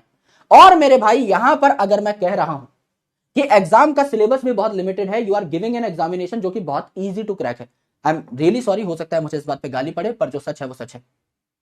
आप ऐसे भी एग्जामिनेशन दोगे आगे चल के जिनका कोई फिक्स्ड सिलेबस नहीं होता, जहां एकदम सागर जैसा सिलेबस है। आप जो पेपर देने वाले हो, it has very fixed syllabus. Master ये भी बता सकता है कि कौन से टॉपिक से क्वेश्चन आएगा और कौन से टॉपिक से क्वेश्चन नहीं आएगा, और वो सही भी निकलते हैं। मैं आपको एंड में, जब हमारा सिलेबस कंप्लीट हो जाएगा, 1000 क्वेश्चन यूट्यूब पे सॉल्व कराऊंगा, और मैं गारंटी कह रहा हूं 1000 में से 100 क्वेश्चन लड़ेंगे। हर साल लड़ते हैं यार, कोई बहुत बड़ी बात थोड़ी है नीट का पेपर गैस कर देना। आप खुद बताओ यार, मैं इतने सारे क्वेश्चन सॉल्व कराता हूं, आपको नहीं लगता हमारे सारे क्वेश्चन में से पेपर बैठ जाएगा? तो खुद बताओ, एक बार दिल से बताओ, क्या आपको लगता है मैं ऐसे ही हवा में बातें कर देता हूं कि भाई मैं जो पढ़ा रहा हूं उससे पेपर आ जाएगा? क्योंकि पेपर आएगा और कहां से। The things are very limited, the things are very consolidated. मैं तो एग्जैक्टली भी बता सकता हूं मेरे भाई कि कहां से सवाल बैठेगा। मैं शायद उस सवाल का फॉर्मेट गेस ना कर पाऊं, मैं शायद उस सवाल की लैंग्वेज गेस ना कर पाऊं, लेकिन टॉपिक तो मैं गेस करा ही दूंगा, वो टॉपिक तो मैं अच्छे से पढ़ा ही दूंगा मेरे भाई, उस पर 4-5 सवाल तो मैं करा ही दूंगा, उन्हीं स्टेटमेंट से तो कोई ना कोई स्टेटमेंट आपके पेपर में अटकेगी। This is very obvious. So इसमें क्रेडिट लेने की तो कोई चीज ही नहीं है कि मैंने कर दिया। Everyone can do this because there is very consolidated syllabus। कोई भी टीचर आएगा, कोई भी पढ़ाएगा, 1000 सवाल 2000 सवाल लेके आएगा, आराम से पेपर बन जाएगा मेरे भाई। तो यू आर वेरी फॉर्चुनेट कि आप एक एग्जाम दे रहे हो। अब यहां पे आपका जो गेम है वो कहां पर आकर बैठ जाता है मैं बताऊं, यहां पर आपका जो असली गेम है वो आ जाता है कंसिस्टेंसी पे, रेगुलरिटी पे। सिर्फ ये एक चीज अगर आप क्रैक कर गए then you are done for this paper. सिर्फ एक चीज, रेगुलरिटी। क्यों? क्योंकि आप में से कई बच्चे ऐसे हैं, आप खुद, आपको बुरा लग जाएगा, मैं माफी चाहता हूं एज अ बड़ा भाई, कई बार हार्श होना मेरे लिए बहुत जरूरी है, आराम से सुनना। कई बार आपको ऐसा लगेगा कि आप खुद की भी बात नहीं सुन पा रहे हो। This is a harsh truth. एक ऐसा शरीर जिसके मालिक हो आप, you own your brain, you own your body. लेकिन आज सुबह अगर आपने सोचा कि आज आप 10 घंटे पढ़ोगे, ऐसी कई रातें होंगी, ऐसे कई दिन होंगे, साल में ऐसे 100 दिन होंगे जब आप खुद की ही बात पे अमल नहीं कर पाते। When you can not commit to what you have thought for yourself. आपने जो सोचा वो आप कर ही नहीं पाए। ऐसा बहुत जेनेरिक लोगों के साथ होता है। जो इस ट्रैप से बाहर निकल गया, जिसको पता है मेरे पैर में दर्द है, मेरे हाथ में दर्द है, मेरे सर में दर्द है, मुझे बुखार है, जो अपनी चीजों को प्लान्ड वे में डेली बेसिस पे, चाहे कम ही पढ़ ले लेकिन डेली बेसिस पे जो who is able to show up, जो इस रेगुलरिटी को मेंटेन कर गया, जो इस कंसिस्टेंसी को मेंटेन कर गया, पढ़ तो सारे ही लेंगे। यहां पे कितना बच्चा बैठा हुआ है, एक बार लाल कलर का दिल जो है ना उसको एक बार ऐसे टैप करो, अभी 50,000 लाल कलर के दिल आपको देखने को मिल जाएंगे। इतना बच्चा बैठा है यहाँ पे और सबको सेम ही चीज पढ़ा रहा हूं मैं। आपको लगता है सब बच्चों के सेम मार्क्स आएंगे? What is the difference? क्या डिफरेंस है वहां पे? क्योंकि जो बातें हम बताते हैं, जो चीज हम आपसे चाहते हैं कि आप घर जाके करें, वो सब कोई नहीं कर रहा है। If you only follow the instructions, जो मास्टर जी कह रहे हैं, जो विपू भाई कह रहे हैं, अगर वो भी घर जाके कर लिया और जितना पढ़ा रहा हूं उतना पढ़ लिया और 5 बार रिवाइज कर लिया, तुम बताना भाई तुम्हारा सिलेक्शन ना हो तो, तुम्हारा चप्पल और मेरा मुंह, अगर सिलेक्शन ना हो तो भाई, है ना, स्टेज पे चढ़ के मारने लग जाओ भाई कटाकट।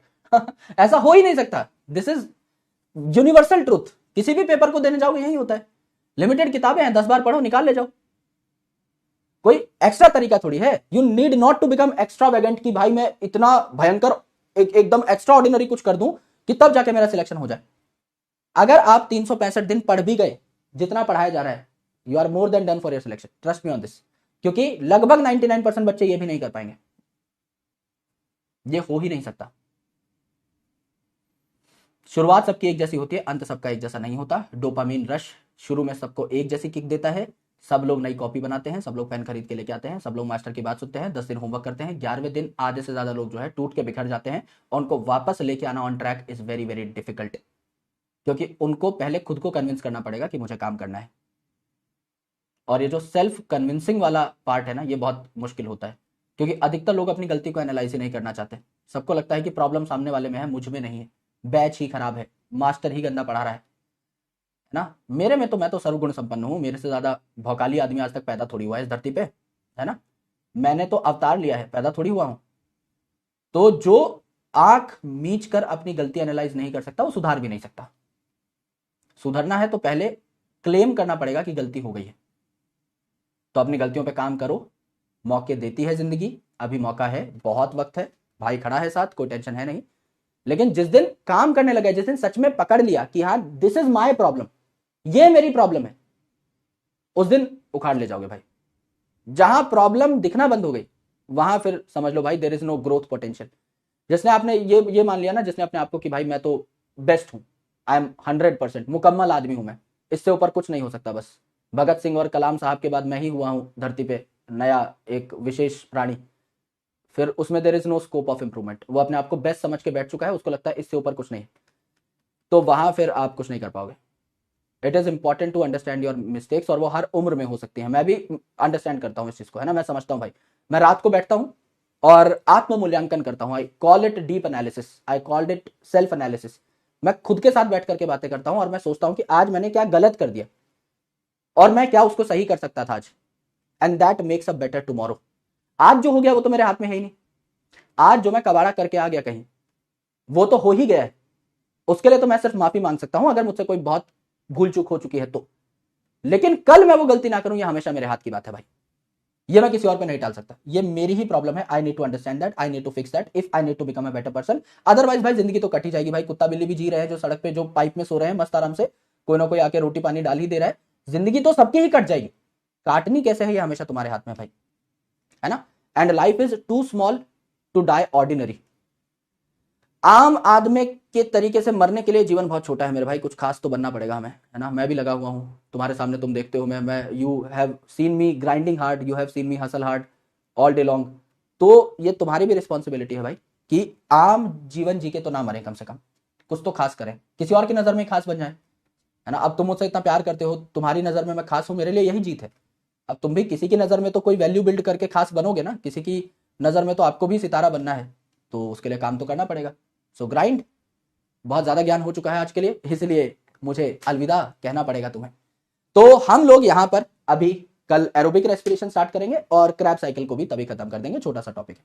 ऑलराइट, अपना ख्याल रखो, बहुत स्ट्रेस नहीं लेना होता, लेकिन कई बार चीजों के ऊपर you need to reflect, you have to take a deep reflection. आराम से बैठ के सोचा करो, जब रात को सो उससे 5-10 मिनट पहले ये सोचो कि आज क्या बेहतर किया जा सकता था, तो आइडिया लग जाएगा। ऑलराइट, स्लो प्रोसेस है, ग्रेजुअल प्रोसेस है, धीरे धीरे चीजें ज्यादा चमकेंगी, धीरे धीरे बेहतर तरीके से समझ में आएंगी, तो आपको आइडिया लगता रहेगा।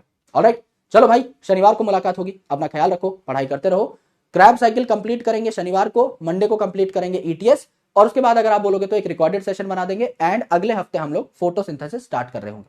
ठीक है, चलो, जय Hind, bye bye, take care, lots of love, खाना पीना खाओ, ऐश करो, बाय बाय।